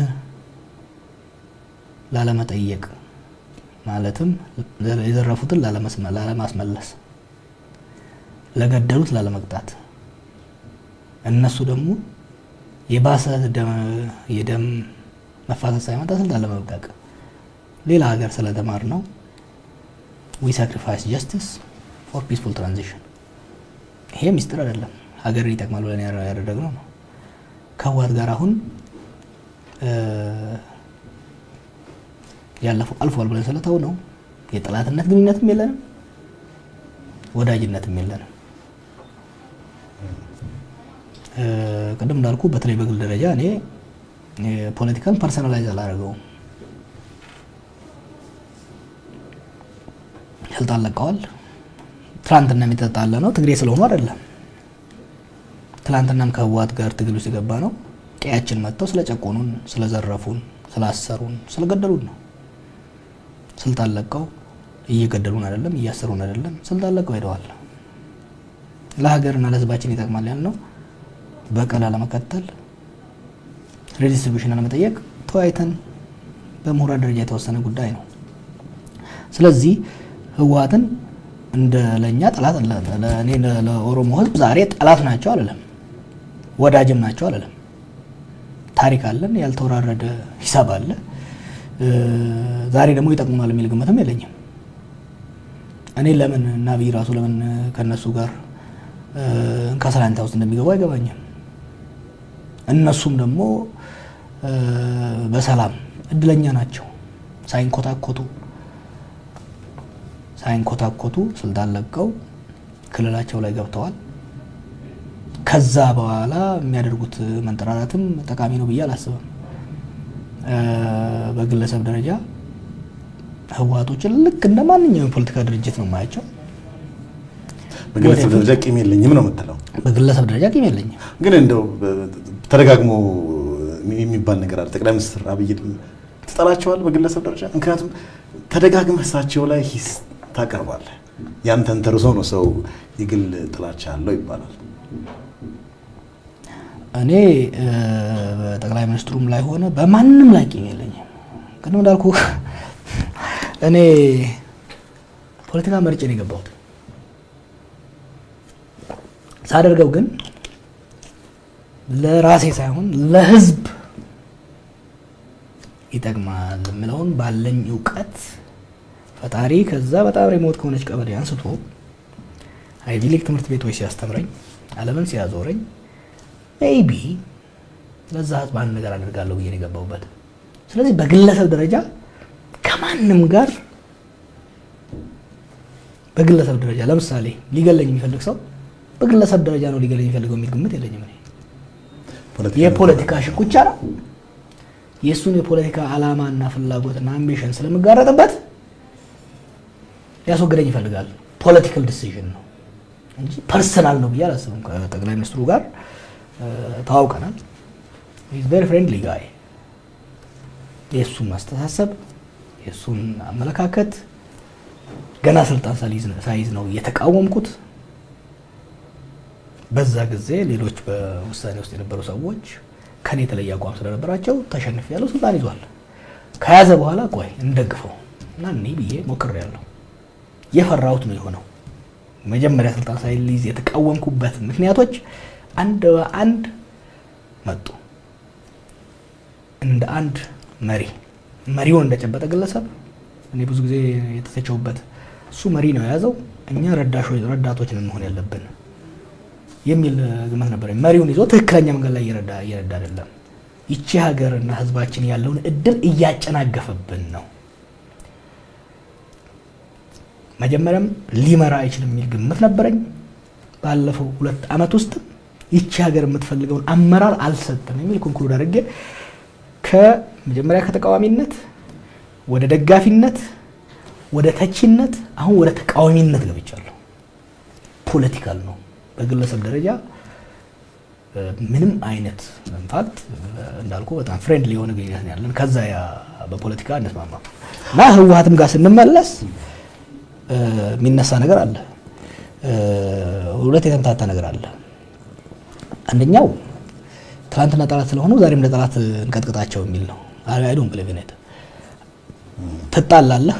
ለምሳሌ በልጅነት የማውቀው ነገር ነው እንዳልኩ አብዛኛው የኔ አመለካከት በልጅነት ኢንፊውዝ የተደረገ ነው። ትግል ትያያዛለህ፣ ትጥለዋለህ። እዛ ላይ ቁጭ ብለህ በቦክስ መደለቅ አለብህ እንዴ? እስኪሞት ድረስ ጣልከው በቃ መሄድ መቻል አለብህ። እኛና ህወሓት እኔና ህወሓት በግልጽ ታገልን። የሚችሉትን በሙሉ በፕሮፓጋንዳም በኃይልም እዛ እስካለው ድረስ ኢሊሚኔት እስከማድረግ ሙከራ አድርገዋል። መጨረሻ ላይ እኔም ቄሮም ሌላውም ህዝብ አሸነፈ ነው። በቃ ተሸነፉ። እነሱ መንፈራገጥ አልነበረባቸው። አሸናፊውም ወገን ምናልባት ከህወሓት ጋር ግብግብ ውስጥ የሚገቡት ከነሱ ጋር ያልታገሉ በአዲስ እንታገላቸው የወደቀን እዛ ላይ መደብደብ አያስፈልግም። እነሱም ቢሆን መንፈራገጥ አልነበረባቸውም። አንዱ ሀሳብ እሱ ነው። ሁለተኛው ህወሓቶች ፌዴራሊስቶች ስለሆኑ ተመሳሳይ አመለካከት ስላለን አብረን እንስራ የሚለው ነው። አይ ዶንት ቢሊቭ ኢን ኢት። ህወሓቶች 27 ዓመት ፌዴራሊዝም እዚህ ሀገር ስላለ እንዳይውል ያጨናገፉ ኃይሎች ናቸው። አሁንም ቢሆን ከአብይ ጋር ካላቸው የስልጣን ሽኩቻ እና ትላንትና አብሮ ሲያጠፉ የነበሩትን ሂሳብ የማወራረድ ግብግብ የአብይና የህወሓት ግብግብ የፕሪንሲፕል ግብግብ አይደለም። እነሱ ፌዴራሊስት ስለሆኑ እሱ ዩኒታሪስት ስለሆነ አይደለም። ትላንት እነሱ ይልኩት ነበረ፣ ዛሬ እሱ ሊልካቸው ይፈልጋል። እንዲህ አይነት ግብግብ ነው። እዚህ አይነት ግብግብ ውስጥ ጣልቃ መግባት አልፈልግም። መጀመሪያ እንደመጣው ሰላም እንዲፈጠር እንዲወያዩ እሱንም እነሱንም ሳናግር ነበረ። መጨረሻ ላይ ግብግብ ሲመርጡ ዛሬ እኔ አሁን የፖለቲካል ድርጅቶችን የምመክረው የነሱ የፖለቲካ ሽኩቻ አይደለም። ተራ የሆነ የሂሳብ ማወራረድ ትላንትና አለቃው ነበሩ፣ ዛሬ አለቃቸው መሆን ይፈልጋል። እነሱ ደግሞ ትላንትና ጆሮ ይዘው ነው ያሳደግነው ሰውዬ ዛሬ አንላክለትም ይላሉ። ዴዝ ኖ ፖለቲክስ። ይሄ የፋራ ፖለቲካ ነው በሁለቱ መካከል ያለው። ሴኩሪቲውን ደግሞ ወደ እዛ ስላስገቡት እኛ ሲቪል የሆነ ፖለቲካ ማራመድ እንፈልጋለን። በእነሱና በአይን መካከል ያለውን ፐርሰናላይዝድ የሆነ የፖለቲካ ሽኩቻ ውስጥ ገብተን መያዝ አንፈልግም። ስለዚህ ከህወሓቶች ጋር አጋርም አይደለንም፣ ጠላትም አይደለንም። ከተጋበዝን በሁለቱ ሳይድ በሁለቱም በሽምግልና ልንገባ እንችላለን፣ ልናቀራረብ እንሞክራለን። ከዛ በተረፈ ግን ከአብይም ጋር ተደርበን እነሱ ላይ ጦርነት አናውጅም፣ ከነሱም ጋር ተደርበን አብይ ላይ ጦርነት አናውጅም። ኦኬ፣ ብዙ ሄደህበታል በዚህ ጉዳይ ላይ። አሁን ኦኤምኤን በአቶ ግርማ ጉተማ እንዲመራ ያደርጋል። ባለቤትነቱ የማን ነው? እንግዲህ ውጭ ሀገር እያለን ኤንጂኦ ነበር፣ ነን ፕሮፊት ነበር። እዚህ ስንመጣ ያው እዚህ ገንዘብ ተዋጣ በህዝብ። እንደምታውቀው እዚህ ሀገር ሚዲያ ኮሜርሻል ወይ የመንግስት ነው ያለው እና በሼር በሼር ተይዞ ሰራተኞቹም አሁን ተሰጥቷቸው እዛ ውስጥ ያሉ ሰራተኞችም ሼር እየተሰጣቸው ነው። በዛ ላይ ነው በሼር። ከዛ እንግዲህ ፕሮባብሊ ከምርጫው በኋላ ይመስለኛል ወደ መጀመሪያ አሁኑ ሼር የፐብሊክ ለማድረግ ነበረ፣ ጊዜ አልበቃም። ወደ ፐብሊክ ሼር ይሄዳል። ሼር ካምፓኒ ነው የሚሆነው። እንግዲህ ደግሞ 2 ወር አካባቢ ሆነ መሰለኝ አሜሪካ፣ ሰሜን አሜሪካ ሄደ ነበርና ለምርጫ እንደምትወዳደር ከይፋ ካረክ በኋላ ገንዘብ መዋጮው በጣም ተዋጥቶልሃል። አንደኛ ይሄ ገንዘብ ታግዶበታል ምናምን የሚባል ሰፊ ዘገባ አለ። ሁለተኛው ነገር ደግሞ ያ ገንዘብ የእውነት ከተሰብስቦ እጃችሁ ላይ ከገባ ያንተ የኦፌኮ ፓርቲ ነው ወይንስ የኦኤምኤን ነው? የፓርቲ አይደለም እሱ የኦኤምኤን ፈንድሬዚንግ ነው የሰራ ነው። ያንን ያደረግንበት ያው ወደ ፓርቲ ስለመገባ ከኦኤምኤን ስለመለቅ ኦኤምኤንን አትሊስት በአንድ ጥሩ ፋይናንሻል ፉቲንግ መተው ነው የፈለኩት። ለኦኤምኤን ከአመራር በተጨማሪ ፈንድሬዚንግ ላይ በጣም ስራ ነበረ እንደምታውቀው። ስለዚህ ጥሩ ገንዘብ ነው ፈንድሬዝ ያደረግነው። ያን ገንዘብ ወይም ዲያስፖራ ላለው ኦኤምኤን ነው የገባው እንጂ ታግዷል ምናምን ውሸት ነው። እንደዛ አይነት ነገር የለም። አሜሪካ እኮ የህግ ሀገር ነው። ብዙ ነገር ተወርቷል። ከስራ ተይዞ ታክስ ይመጣል ምናምን ብዙ ነገር አንተ ላይ ብዙ ሰዎች እኮ ግን አንዳንዴ ሰዎች አንደርስቲሜት ሲያደርጉኝ ይገርመኛል። ህወሓቶች እኮ 1.4 ሚሊዮን ይከፍሉ ነበር ታውቃለህ፣ ዲሲ ለነበሩት ሎቢ ፊርሞች እንደኛ አይነት ነው። ከዛ በላይ ይከፍሉ ነበር። እና እነኛ ሎ ፊርሞች የኛን ፋይናንስ፣ የኛን ኤዲቶሪያል፣ የኛን አካሄድ ብጥር አድርገው ስህተት ለማድረግ የማያደርጉት ነገር አልነበረም። አይአርኤስ ላይ፣ የብሮድካስት አውቶሪቲው ላይ፣ የተለያዩ እኛ ደግሞ አሜሪካ ብቻ ሳይሆን አውሮፓም ቢሮዎች ነበሩን፣ የተለያዩ አውስትራሊያም ነበሩን። ስለዚህ ያ ብቻ ሳይሆን የሳተላይት ብሮድካስት ነው የምናደርገው። ሳተላይቶቹ አንዳንዱ አውሮፓ፣ አንዳንዱ እስራኤል ነበረ። ኩዌት ሁሉ እስራኤል ካምፓኒ እንትኖች ነበሩ። እነዚህን ሁሉ ህጎች መጠበቅ ነበረብን እና የህግን ጉዳይ ህግና ፋይናንስ አንድ የተማርኩት ነገር ምንድን ነው? ህግና ፋይናንስህን በጥንቃቄ መሄድ በተለይ ደግሞ በህግ በምትተዳደር ሀገር ውስጥ በጣም ወሳኝ ነው። ስለዚህ አንዱ ከመጀመሪያው ያደረግነው የኢንተርናልና ኤክስተርናል ኦዲት ማስቀመጥ ነው። ኢንተርናልና ኤክስተርናል ኦዲት አስቀምጠን በቦርዳችን ውስጥ በዩኒቨርሲቲ ደረጃ የሚያስተምሩ ለ20-30 ዓመት የቆዩ የአካውንቲንግ ኤክስፐርቶች አሉ። እነሱ ኦዲት ያደርጋሉ። ኤክስተርናል ደግሞ ሰርድ ፓርቲ ካምፓኒ፣ ቻርተርድ የሆነ ካምፓኒ በአመት ኦዲት ያደርገናል። ስፖትለስ ነበር፣ ያልተደረገ ካምፔን አልነበረም። እንኳን አሁን የሚደረገው ወከባተውና በነገራችን ላይ አሁን የሚደረጉት ወከባዎች ስካተርድ የሆኑ ናቸው። ህወሓት እኮ በጣም ሲሪየስ ድርጅት ነበረ። their reach was very serious። ኤፍቢአይ ላይ ይከሱን ነበር። የተለያዩ ሀገሮች ላይ ብዙ ነገር ያደርጉ ነበር። ኤዲቶሪያላችን ወደ አረብኛ፣ ወደ ብሮድካስታችን ወደ እንግሊዝኛ፣ ፈረንሳይኛ፣ ወደ ስንት ቋንቋ ይተረጎም ነበረ የኤቲካል ቫዮሌሽን እና ሌጋል ቫዮሌሽንን ለማግኘት ያኔ ሰዋችን እየጨረሱ ራሱ ለኩድን ጌራስ ዛሬማ አይታሰብም። በጣም አሪፍ አስታውሳለሁ። ከኔ ጋር ረጅም ዓመት በፊት ኢንተርቪው ሳደርግህ ኦሮሚያን ኢንዲፔንደንት የሆነች ኦሮሚያ ካንትሪ ለመፍጠር ነው ወይ ብዬ ስጠይቅህ ይሄ ጥያቄ ወደ አዲስ አበባ ስንሄድ መንገድ ላይ ያለን ክትፎ ነው መንበላው ወይ ሽሮ ነው መንበላው አይነት ጥያቄ ነው ብለህ ነበርና የትኛው መረጥ ሽሮን ወይስ ጥብስ? ምርጫው የህዝብ ነው። እኔ ሁሉም ያመንኩት የማምንበት ኢምፖዝ ማድረግ አልፈልግም፣ ግን የኦሮሞ ህዝብ እውነተኛ ዲሞክራሲ ያለበት፣ እውነተኛ ፌዴራሊዝም ያለበት፣ በራሱ ላይ ራሱን አስተዳድሮ ማለት ማንነቱን የሚያሳድግበት፣ ፈጣሪ በሰጠው ኢኮኖሚ ላይ ባለቤት ሆኖ የባይ ተመልካች የማይሆንበት፣ ራሱ በመረጠው መንግስት ማለት የህዝብ እንደራሴዎች የሚተዳደርበት፣ ራሱን በፉል አውቶኖሚ የሚያስተዳድርበት ክልል፣ በፌዴራል ደረጃ ደግሞ እንደ አስተዋጽኦ ስልጣንና ሀብትን የሚቋደስበት ፌዴራላዊ ዲሞክራሲያዊ ኢትዮጵያ ለኦሮሞ ህዝብ ትጠቅማለች ባይ ነኝ። ይሄ ስርዓት ለኦሮሞ ህዝብም ለሁሉም ህዝብ ይጠቅማል ባይ ነኝ። አህዳዊ አሰራርም መገነጣጠሉም ጠቃሚ ነው የሚል ግምት የለኝም። ይሄንን ደግሞ በህዝብ ውስጥም ስላደኩ በዓለም ላይ ሄጄ ሁሉንም አይቼዋለሁ። አህዳዊ ሞካከርንም አይቼዋለሁ። ኢንዲፔንደንት ሙቭመንቶችንም አይቻቸዋለሁ። የሚጠቅመው ለኦሮሞ ህዝብም ለማንኛውም ህዝብ የሚሆነው ዲሞክራሲያዊ ፌዴራላዊ ስርዓት። የኦሮሞ ህዝብ ጥያቄ 3 ነው ብዬ ነው የማስበው ከዴይ ዚሮ። አንዱ ማንነቱ ሲጨቆን ስለነበረ ማንነቱ ከጭቆና መውጣት ነው። ማንነት ስንል 3 ኤሌመንቶች አሉት።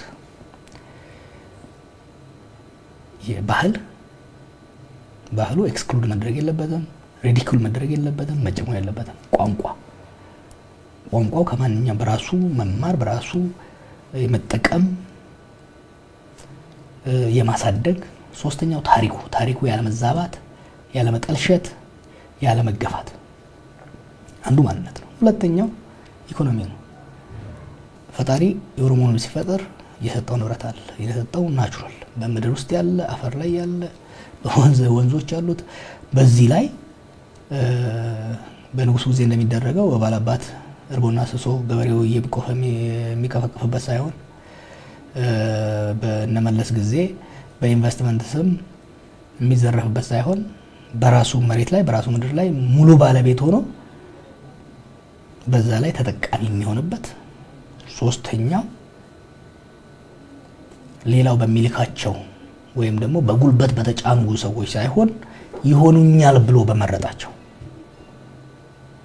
እሱ ያሳድጓቸው፣ መልምሏቸው፣ መርቋቸው ይሆኑኛል፣ እውቀት አላቸው፣ ተአማኒ ናቸው፣ ችሎታ አላቸው የሚለው በሚመርጣቸው እነኛ ሰዎች ደግሞ በሚያረቁት ህግ እና የፖሊሲ መሳደር ነው። ራስ የማንነት ጥያቄ ነው፣ የኢኮኖሚ ጥያቄ ነው፣ ራስን የማስተዳደር ጥያቄ ነው፣ ከሌላ ጋር አብሮ የመተዳደር ጉዳይ ነውና ያን ለማምጣት ነው አሁንም እየሰራን ያለ ነው።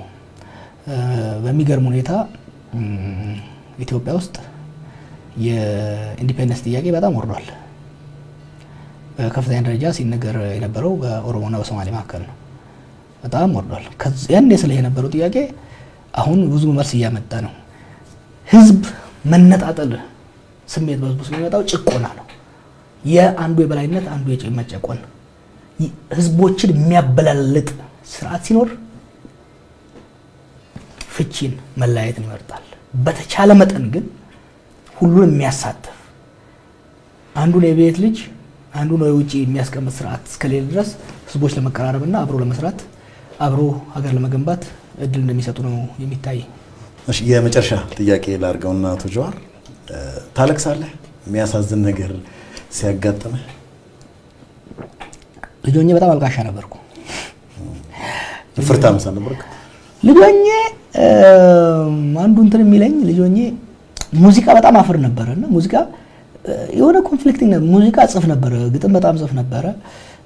የሙዚቃ ቡድኖችን ባስተባብር ነበር። መስፈን ግን አልወድምና የሙዚቃ ክፍል ጊዜ ላይ አስተማሪ ዘፈን ሲለኝ በጣም አለቅስ ነበረ። መለያየት በጣም ያስለቅሰኝ ነበረ። አሁን ደጋ ሂጄ ቤተሰቦቼ ጋር ወደ ቆላ ስመለስ በጣም አለቅስ ነበረ። ትግል ውስጥ ግን እየደረኩ መጣሁ። ከ2014 እስከ 2018 እዚህ ሀገር የሆነውን ነገር ከኔ በላይ የሚያክሰው ያለን it was very traumatizing። በህዝባችን ላይ 5000 ሰው ሲገደል 23000 ሰው ሲቆስል የዛ ጊዜ ያው ኮሙኒኬሽን በጣም ይመጣል ስለነበረ ሰዎች የሚገደሉበት ነው። አሁን ከነ ዲቴሉ በነገራችን ላይ ፌስቡክ ላይ የለጠፍኳቸው ፎቶዎች 5% አይሆኑም።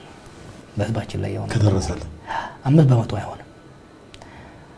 ዛሬ የማያቸው ግለሰቦች በሰው ላይ በነገራችን ላይ ትልቅ ሰዎች ነበሩ ቁጭ ብለው ሰው ቶርቸር የሚያስደርጉ አይ ኖ ዘም አይ ወርክ ዊዝ ዘም ቱዴይ እና በዛ ጊዜ በእናቶች ላይ በእህቶቻችን ላይ ሲደርስ የነበረው ነገር ምን ያደርጉኝ ነበር መሰለህ? አንዳንዴ ልጆች ይዙና ቶርቸር እያደረጓቸው ደውሎ ያሰሙኝ ነበር ደህንነቶቹ። እኔ እየሰማው ሰው ሾት አድርገዋል በጥይት። እኔ እየሰማው እየቀጠቀጡት የሞተ ሰው ነበር እና ያን ስሰማ አላለቅስም ነበር። አንዳንዴ ግን ነገሮች ከተረጋጉ በኋላ በጣም ስቅስቅ ብዬ በቃ ማቆም ማልችልበት ለ3-4 ሰዓት በጣም ስቅስቅ ብዬ ማለቅስበት ጊዜ ነበርና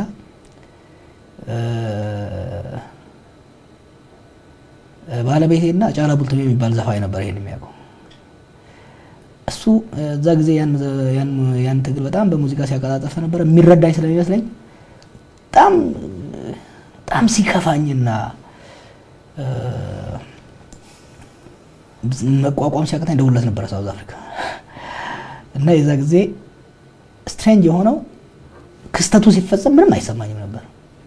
ለምሳሌ ልጆቹን ቶርቸር እያደረጉ ይደውሉልኛል የደህንነት ሰዎች። የዛ ጊዜ የነሱ ሳይኮሎጂካል ዋርጌሙ ምንድነው እያሰቡ ያሉት እንዴት ላሸንፋቸው የሚለውን ካልኩሌሽን ነበር። ድራይ ነበርኩ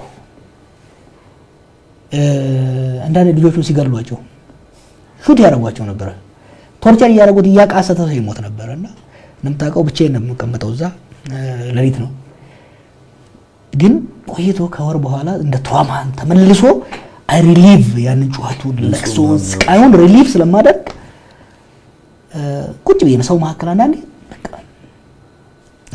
እንትን ያደርገኛል እና አንዱ ማስታወሰው እሱ ነው። እና አንዳንዴ አሁንም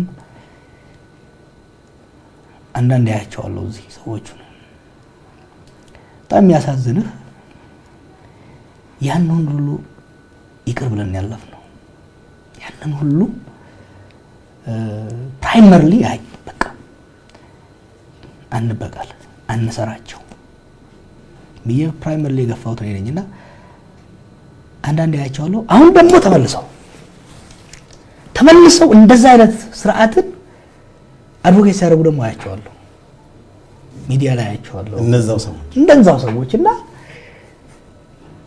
ሜይቢ እኔ ተሳስቼ ይሆን ይቅር ማለት በዛ ጊዜ በቀል ወይስ ይቅር ይሻላል የሚለው አንዳንዴ የምታጣበብ ጊዜ አለ። ግን አንዳንዴም ያው እንደዛ ብዬ ትንሽ ብልጭ ይልልኝና አንዳንዴ ተመልሼ አለቅስና then I go back to my rational mind ጀስቲፋይ ለማድረግ ሞክርበት ሁኔታ አለና it was very traumatizing። በጣም አሪፍ። እንግዲህ ጥያቄዎቻችን ይሄን ይመስሉ ነበር። በጣም ረጅም ነበረ። በጣም ለጊዜህም በጣም አድርገን አመሰግናለሁ። በዚህ በተጣበበ ጊዜ ነው የመጣሁብህና አመሰግናለሁ። በሚቀጥለው ደግሞ እስከምንገናኝ ድረስ ምርጫም እየደረሰ ነው። ጉድ ላክ እንግዲህ በኢትዮቲውስ ያው እንግዲህ አታከራክረኝ። እንደዛሬው ረጋ ያለው ይሻላል። የጀመርነው የዛሬ 6-7 ዓመት በክርክር ነው። ትልቁ ነገር በርቱ። የኢትዮቲውቦች ሲግኒፊካንት ኮንትሪቢዩሽን አድርጋችኋል ለዚህ ሀገር። በጣም በተካረርንበት ወቅት ከህዋቶች ጋርም ከሌሎችም ጋር ሚድል ግራውንድ ይዛችሁ ስትሄዱ ነበር። አሁን ግን ድምጻችሁ በብዛት ጠፍቷል። ድምጻችሁን ከፍ አድርጉት። በተለይ ለዚህ ምርጫ ሞዴሬት ቮይስ ስለሚያስፈልገን ቴንክ ዩ ጆዋር። እንግዲህ ተመልካቾቻችን የቆይታችን የነበረው ከፖለቲከኛው ልበል አቶ ጆዋር ጋር ነበረ። እንግዲህ አቶ ጆዋርን ያው የምትይዙት ሰው አይደለም። በጣም ላይ ያደርሳል። ሌላታችን ድብልቅልቅ ያለ ነበር ጥያቄ። እኔ በዚህ ደረጃ አልነበረም የተዘጋጀሁት። ግን ለማንኛውም የነበረን ቆይታ ይሄን ይመስል ነበረ። ትንሽ ረዘም ብሏል። እጅግ በጣም ይቅርታ እንጠይቃለን። ለዛሬው እናመሰግናለን። ኢትዮቲዩብ ከአዲስ አበባ